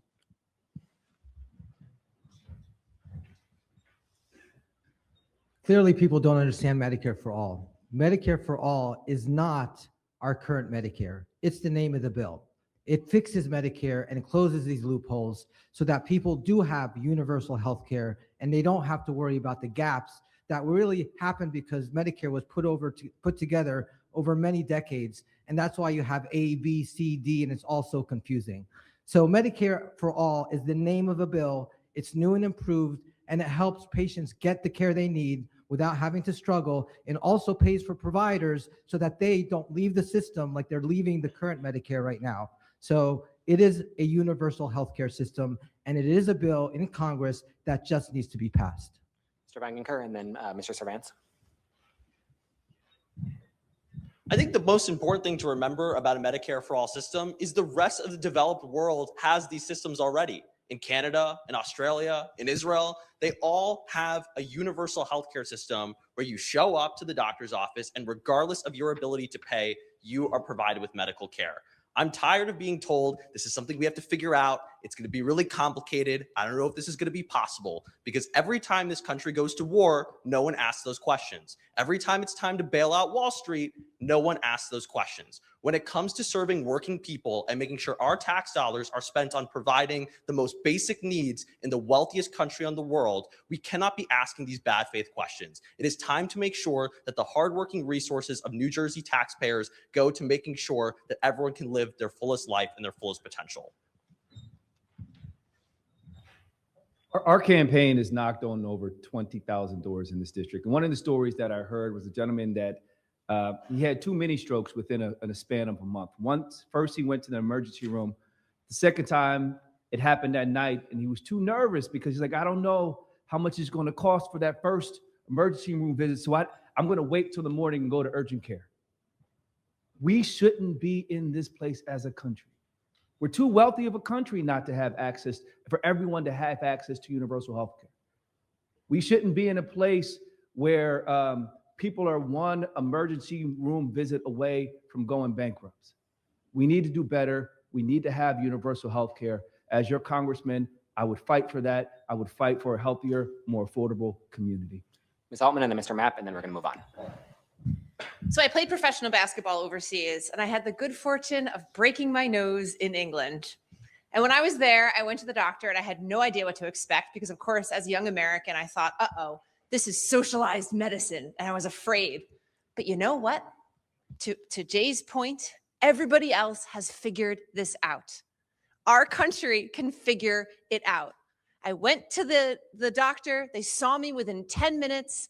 They sorted me out. And the whole thing cost nothing. And the pharmacy was right in the same building as the doctor's office. So I didn't have to make 2 stops. It was easy, it was cheap, it was efficient, and it gives people there the knowledge and the confidence that they can go off and they can start businesses and they can take risks because they don't have to worry about health insurance. This is a problem that comes down to who has the money. And those with the money, they have the biggest voice. And this problem can be solved if we look through the lenses of humanity and if we don't allow the big corporations to control our healthcare system. And if we in Congress, we can, just this past year, we refused to extend the Affordable Care Act subsidies. And had that been done, the millions of Americans that have fallen off and who no longer have health care, they would be able to provide for themselves and their families. And so universal health care is something that has been solved a long time ago. We just are not willing to put it into practice. Bernie Sanders has been calling and talking about this forever. And this is done in Europe. It is done in Canada. It can be done here. The research and the development is done right here in this country. And there's no reason why every single person, as a matter of a human right, isn't able to go to the doctor whenever he or she wants to. And so this is something that is solvable. And when I go to Washington, I will be a fierce advocate for this district and for people all across this nation who deserve to have the health care that they need. Thank you, Mr. Mapp. Thank you. Mr. Vaingankar, you're going to go on this one first. As Congress debates surveillance laws, what limits would you place on surveillance programs to protect civil liberties? Should warrantless surveillance be abolished, or should there be better guardrails? Right now, our military-industrial complex has gotten way out of hand, and it's currently funding programs funded by companies like Palantir and so many other big corporations that profit from mass surveillance. And they've tried to convince members of Congress that we need to spy on Americans, we have to skip the warrant process because there's an imminent threat. And this has been abused. It's been abused to go after communities of color. It's been going after communities of foreign origin as an excuse to say, oh, wow, this is a threat. We need to roll back the abuse of these FISA courts. Right now, there are bills in Congress supported by both Democrats and Republicans to roll back these abusive spy powers. We need to be taking any sort of military or intelligence action only when there is an imminent threat. And the definition of imminent threat has been stretched because of the actions of military industrial lobbyists and xenophobes in Congress that have tried to fearmonger to distract and divide us, because these forces want us pointing the finger at each other. They want us pointing the finger at Black and brown people instead of the elites that have led to the scarcity and high costs that have gotten us in these crises in the first place. Thank you. Assemblywoman Reynolds-Jackson. I just want to go back a little bit for the last question about the medical. I do believe in Medicare for all. I also passed in New Jersey the Medical Debt Relief Act here. I will champion that when we go to Washington, because just because you go to the hospital shouldn't mean that you lose your home or you go into bankruptcy. On to the question about surveillance, I do believe that we should not be using license plate readers, and I do believe we shouldn't be surveilling people at the airports. I believe this is also a problem of systematic racism that I would not support. Okay, thank you. We're going to go back to Joey. So this question is for Mr. Mapp first. It's widely expected that super PAC spending is going to play a major role in this race. It's sort of already begun. The Supreme Court's decisions in cases like Citizens United make it difficult to sort of legislate that reality away. But do you think that Democrats as a party, as an institution, should do more to discourage super PAC involvement in Democratic primaries? Yes, I do believe that the Democratic Party should be bold enough to go to Washington, to go to Congress and put laws in place to help control the effects of Citizens United. I believe that there's too much money from super PACs in our politics, and it is skewing the playing field. Those who are able to access the monies from these super PACs, those are the ones that by and large will be successful. I believe that Congress is able to enact laws that would put guardrails around super PACs and will prevent the influence that they currently have in politics from happening. So when I go to Washington, I will be sure to vote for legislation that would bring an end to the influence of Citizens United and other super PACs. We need to take that money out of politics and put it in the hands of the American people. Mr. Vaingankar, then Ms. Altman. I think everyone in this race, especially because we are in a safe blue seat, should stand up here and reject corporate PAC funding. Let's talk about how the candidates on this stage are funded. I'm the youngest candidate in this race. I have no corporate PAC money, no super PAC, no generational wealth. Our average online contribution is $33 a piece. The two biggest fundraisers on this stage, let's just be clear here, are two doctors who live in mansions, and they want to lecture us about how expensive healthcare is, all while they both have multi-million-dollar super PACs that they're not allowed to talk about. I mean, this is just ridiculous. And I have so much respect for my friends up here, folks like Squire, folks like Sam, but let's be honest, you both would not be on this stage and would not have met the fundraising threshold to qualify to be up here if you had not written yourselves six-figure checks in self-funding. I mean, it's one thing to go around and say our democracy is not for sale. It's a whole other thing to buy it yourself. I mean, New Jersey is done with the era of rich people trying to purchase seats in Congress. Congressional seats belong to everyday people, not the highest bidder or the top 1%. Thank you, Mr. Vaingankar. There was a wide spread of attacks named and unnamed there, so I will let. Does anybody wish to respond? Yeah. Listen, I did write a check to the campaign. Look, I am not. It's something that I believe in. I believe in this community. I invested in this campaign because I want to do what's right for you. The reality is, investment doesn't wake me up at 5 in the morning to go out and canvass at train stations at 5:30. Investment doesn't allow us to knock on 20,000 doors across the district. Putting that money in the campaign, as a matter of fact, it shows you that I am unbought.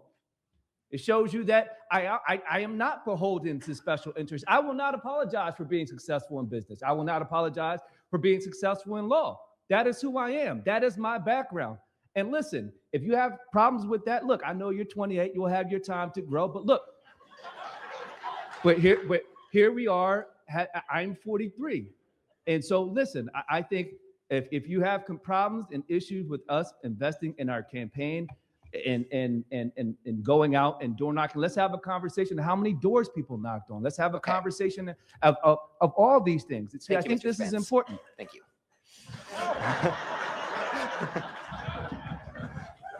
Okay, let's go someplace with this.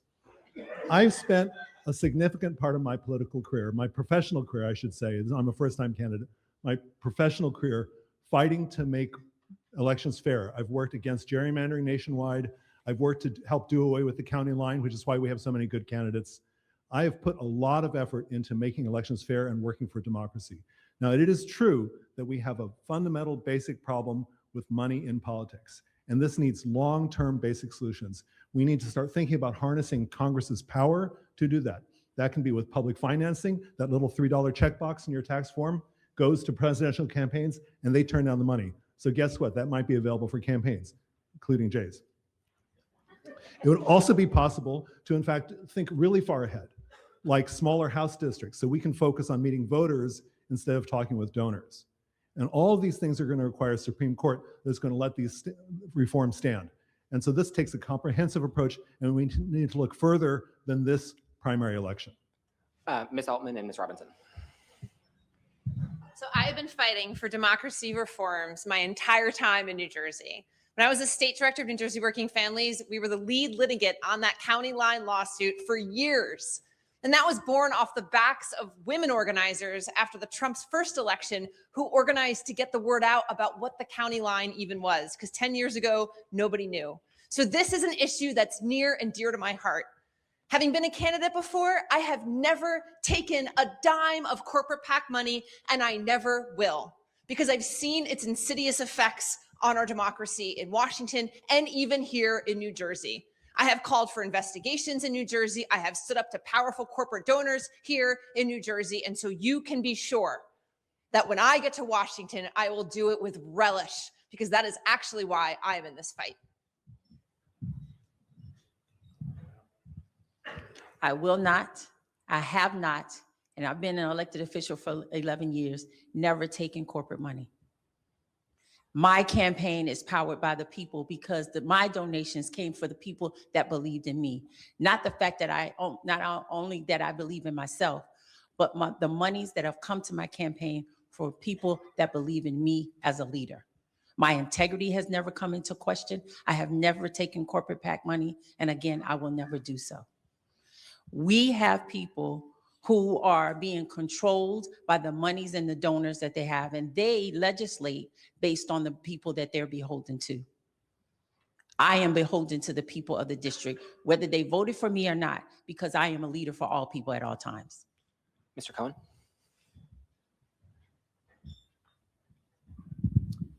I think you got to give up on some of that surveillance equipment that you've been using and that you're going to ultimately outlaw, because it's dead wrong. I have not taken any corporate PAC money. I'm not a multimillionaire. I've started from nothing. I've come from a blue collar family. My wife's also a physician. Her father was a concentration camp survivor. They came here with nothing. I'm not going to apologize for being successful. I've put a limited amount of my own money into this campaign, and I have not taken any corporate PAC money.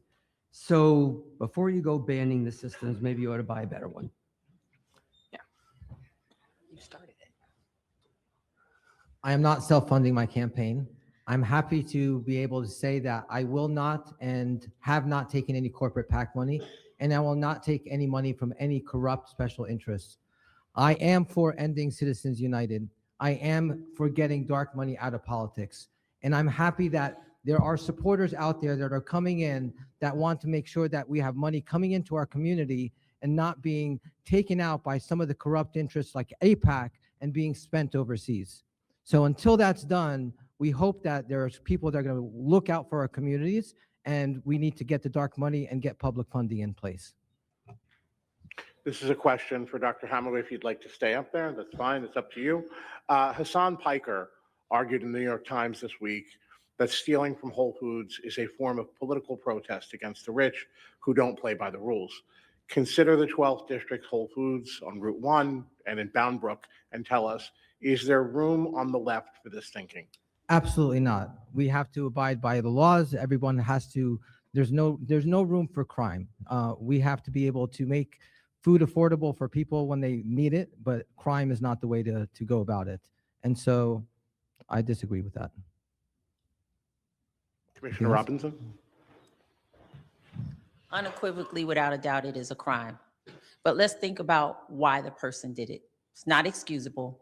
There's no reason for it that is allowable under the law. However, when you talk about systems that are in place that have allowed people to be oppressed and suppressed, for people who not being able to uplift themselves to provide for their families, what are we really talking about here?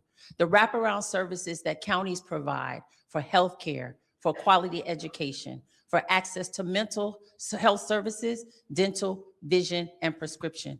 That's what we've invested in and done for the people of Somerset County. I am leading one of the most diverse counties in the district and most diverse counties in the state of New Jersey.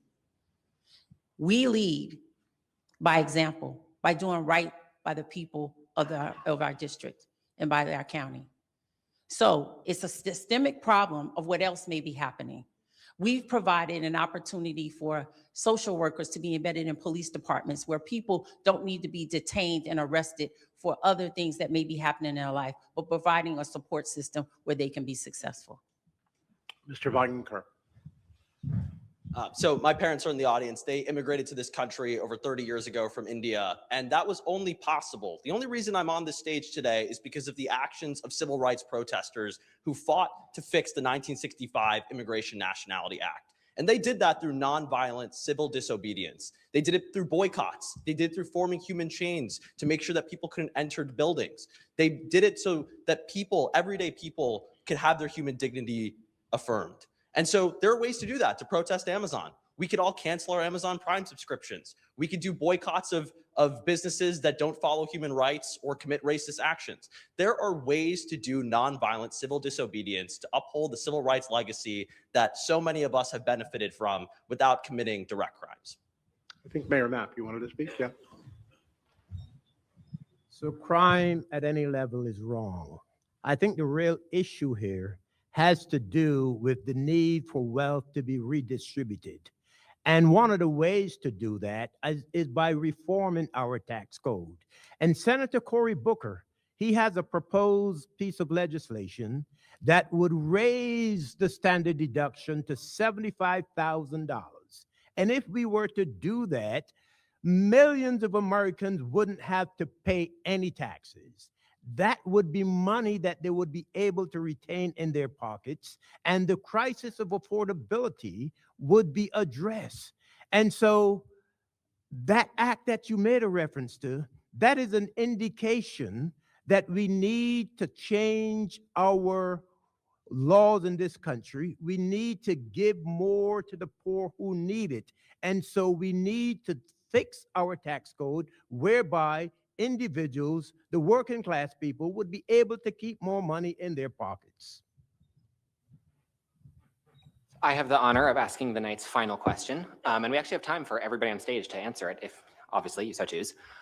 So this district has been represented since 2015 by Congresswoman Bonnie Watson Coleman, first woman of color to ever represent New Jersey in Congress, definitely sort of a progressive stalwart in Congress.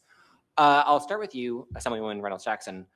How would you approach, first of all, furthering the Congresswoman's legacy in Congress? And is there anything that a Congresswoman Reynolds-Jackson would specifically approach differently? Any policy issue that you would handle differently than how you think Congresswoman Watson Coleman has? So let me just say the Congresswoman has just been amazing. She's been a fighter unapologetically. She has been fighting for working class families, and I'll continue to do that. You know, some of the things that she's trying to champion, like earned child tax credits, sick leave. I've done these things already at the state legislature, and this is what I'm going to continue to fight. The thing I think most importantly right now is passing the John Lewis Voting Rights Act of New Jersey. So when I go to Washington, we can do that on the national level. Trump has our democracy under attack. He is trying to rip away our rights. It is up to us in New Jersey to do the right thing. We've passed it in the Assembly. We need to get it through the Senate, and we need the governor to sign it. And I've talked about the ability not just to campaign, but how to govern. And this is my fight. This is my promise to you that we're going to do this when I go to Washington. So my call to action in this room right now is for all of us to fight to pass the John Lewis New Jersey and Voter Empowerment Act now. Mr. Wang? Enacting a new Voting Rights Act is certainly something that Congresswoman Coleman would do. I think that every one of us would do. We need to use that act to protect voting rights, to end gerrymandering, to make sure that people of every race get protected fairly. Your question is about doing what we would do differently or the same from Congresswoman Bonnie Watson Coleman. First off, she has an excellent congressional staff. I was just thinking about them the other day, and it's really important to make sure that they are listened to because constituent service is such an important part. Now you asked, what would we do differently? Well, let's see. I'm going to go back one from Congresswoman Coleman and talk about a previous one, Rush Holt, a plasma physicist, a scientist like me. I think that we need to bring facts and evidence, and we have to do it in the face of a more diverse district. Now, I'm just going to say really quickly that this district has gotten more diverse. Harold and Kumar Go to White Castle is kind of a documentary about the rise of Central Jersey. And so we really have to find every way possible to protect everybody's rights in such a diverse district. Sure.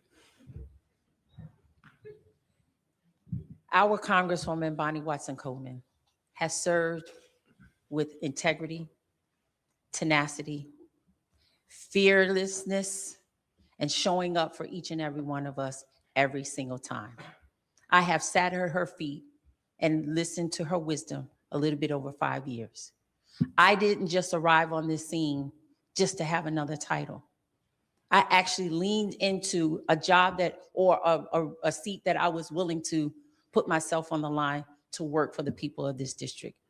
By gleaning from her experience and her wisdom, and what better way to honor the memory and legacy of a woman that has been there for each and every one of us every single time, but to glean and learn from someone that's already doing the job.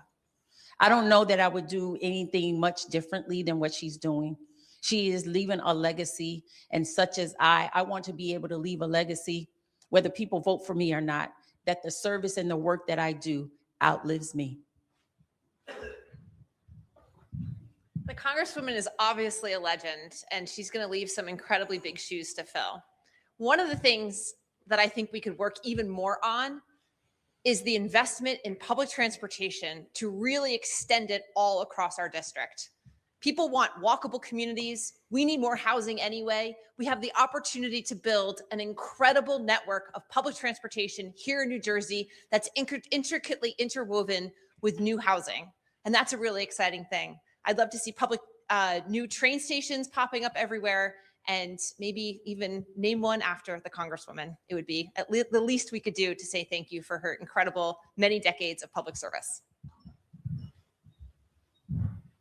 The Congresswoman is a trailblazer. She is the first person I ever voted for, and she's brought communities to the table that had never been represented before, including with many on this stage. She's helped rescue medical workers out of Gaza. She's uplifted Black maternal health, conversations that a lot of politicians were afraid to have or weren't representing at the table. And I want to be the kind of member of Congress that brings more communities to the table that have never been represented before. I'm proud to be someone on the stage that is campaigning in multiple languages. I had Laura Loomer's MAGA trolls threaten my life this past month because I dared to put out a campaign video in Hindi and in Spanish. I'm not afraid to speak the languages of this district. I'm not afraid to bring communities that are registering to vote for the first time, becoming citizens for the first time, to be part of our political process. I think that being a new member of Congress in this modern era means bringing many people to the table, growing our Democratic coalition, because the most important type of swing voter is non-voter to voter. If we as a Democratic Party can continue to build on that legacy, we can get progressive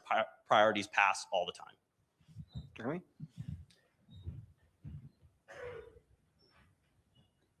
Representative Bonnie Watson Coleman has been a champion of the people, whether it's voter rights, criminal justice, taking care of the most vulnerable in this community. She was one of the people that helped me get out of Gaza when I was trapped. And since I've come back, I've been working very closely with her as an advocate. She is someone who's not afraid to speak up, even if it's against her own party, because of her values and what she thinks is right. She's one of the few people on this stage that's called what's happening in Gaza a genocide. And she's one of the few people in the beginning, since day one, was for a ceasefire and for to block the bombs. I'm happy to say that I was her guest at the State of the Union.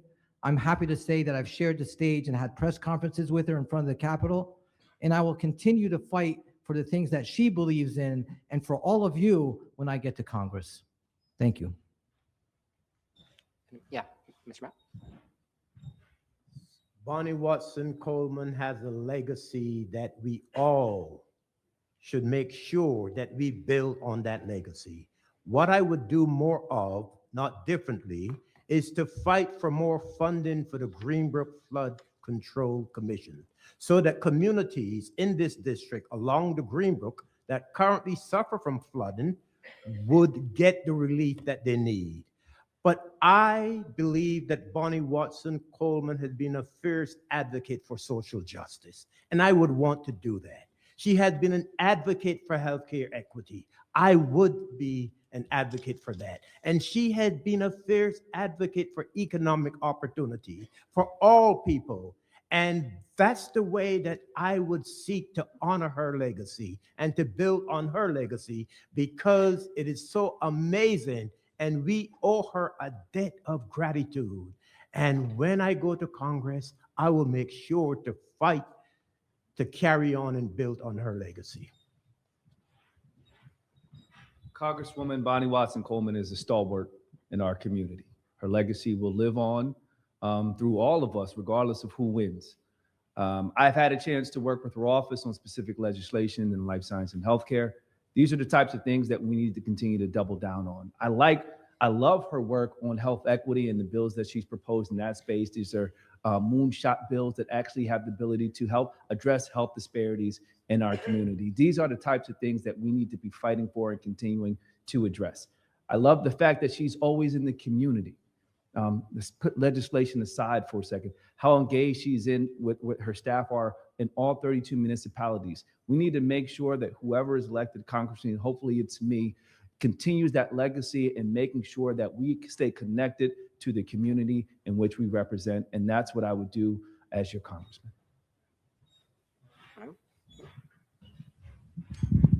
I know a lot of tension has been focused all the time on things that Bonnie Watson Coleman and I have disagreed on, which is really very few compared to the multiple things in which we've agreed upon.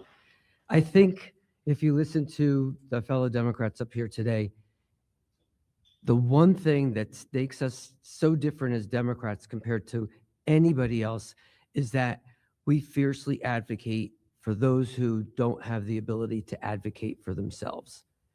And if there's anything that I could say about Bonnie Watson Coleman, that absolutely captures the spirit of everything that she's ever wanted to do. Any one of us who continues to operate in that legacy, it would just be an honor to follow in her footsteps. Thank you. Believe it or not, we are just about perfectly on time. Officially, you are my favorite race of the state, so thank you. So we're going to go to the closing statements of 30 seconds each. That's what what we call a soundbite in this business. And we'll start with Ms. Altman. We are entering one of the most vulnerable moments in American history. And we as Democrats have one shot to get it right, to make sure that we can deliver for people. What does delivering for people mean? We have antitrust laws that have been on the books since before cars were invented.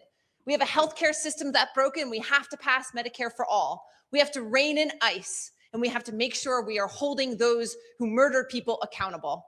We have one shot to get it right. We have to send someone to Congress with a history of coalition building and fighting, and that's what I bring to the table. Thank you. Mayor Mapp. I am the one candidate up here who has delivered results for his constituents. I have built and rehabbed over 6,000 units of housing. I have kept a federally qualified health center open. So I am the one that has delivered results. What you get from most of the candidates up here are just idealistic platitudes. But I have done the work. I have delivered the results, and I have the receipts as proof that I have done the work. And I ask you to send me to Congress so that when I go to Congress, we all go to Congress. Thank you. Commissioner Robinson. I have spent my life serving this country. We are facing enormous challenges as a nation. I have won competitive elections and worked across the aisle. I'm not afraid to fight when the moment demanded. I have governed through crises. I have delivered real change. I have carried communities forward successfully. I see a mission and goal. And that mission and goal is to be able to carry out the work that we all desperately need in this day and time. As an Air Force veteran, as a divorced mother of three, a grandmother of three, this matters to me. This matters to all of you. You can send someone to Washington, and the challenge is you don't need to send someone for on-the-job training. Thank you. Mr. Servance. I'm not a career politician. I'm an attorney. As we made clear today, I'm an entrepreneur that's been successful. I am a neuroscientist in my career. I know how to step into difficult situations and get results. We've knocked on over 20,000 doors, and we heard from you directly. You want less talk, more action. I believe this moment calls for a new generation of leadership that's willing to step in on day one and get results. That's what I've done my entire career. That's what I'll do in Congress. Thank you. Dr. Hamawy.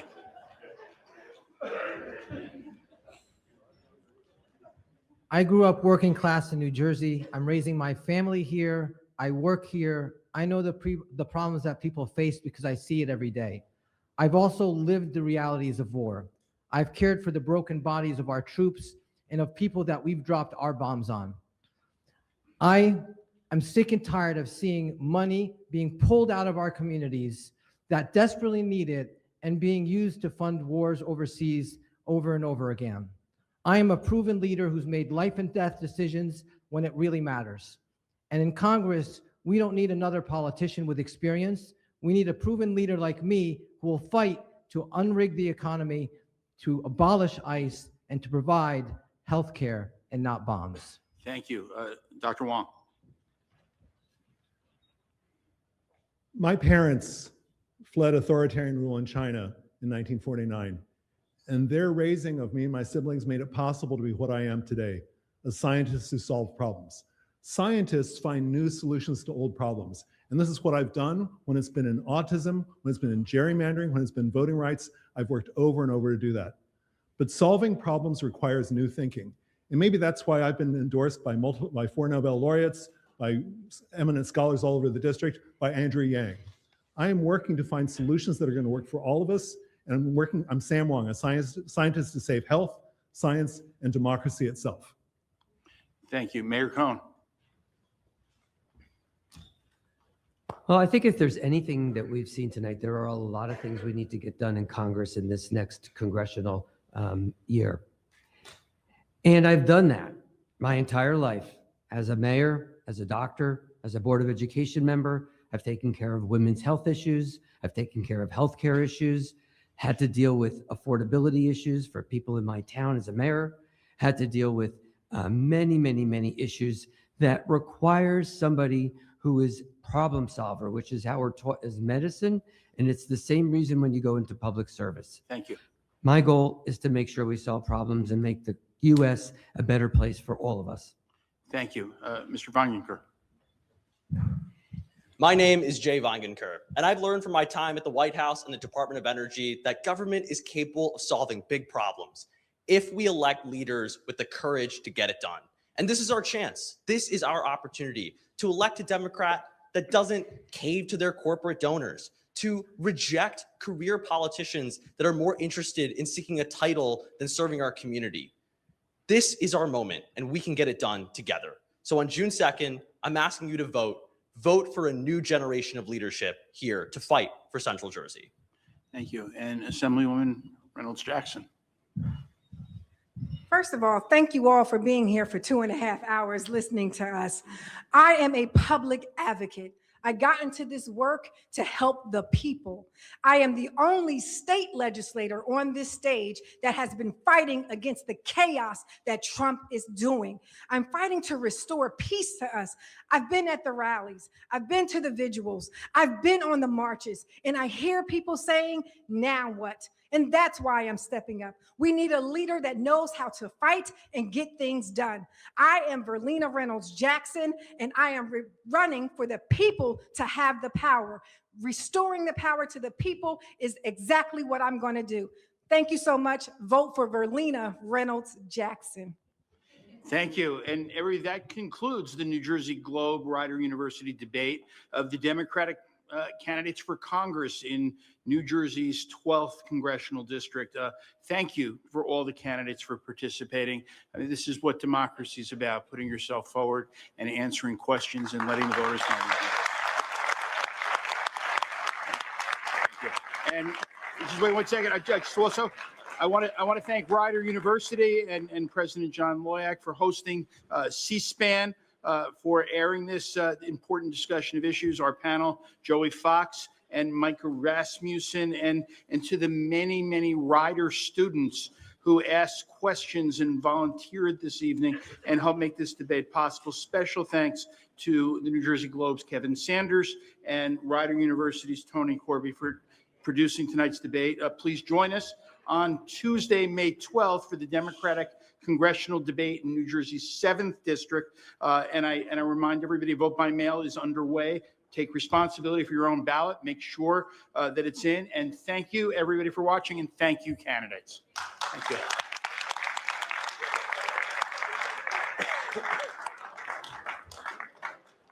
you.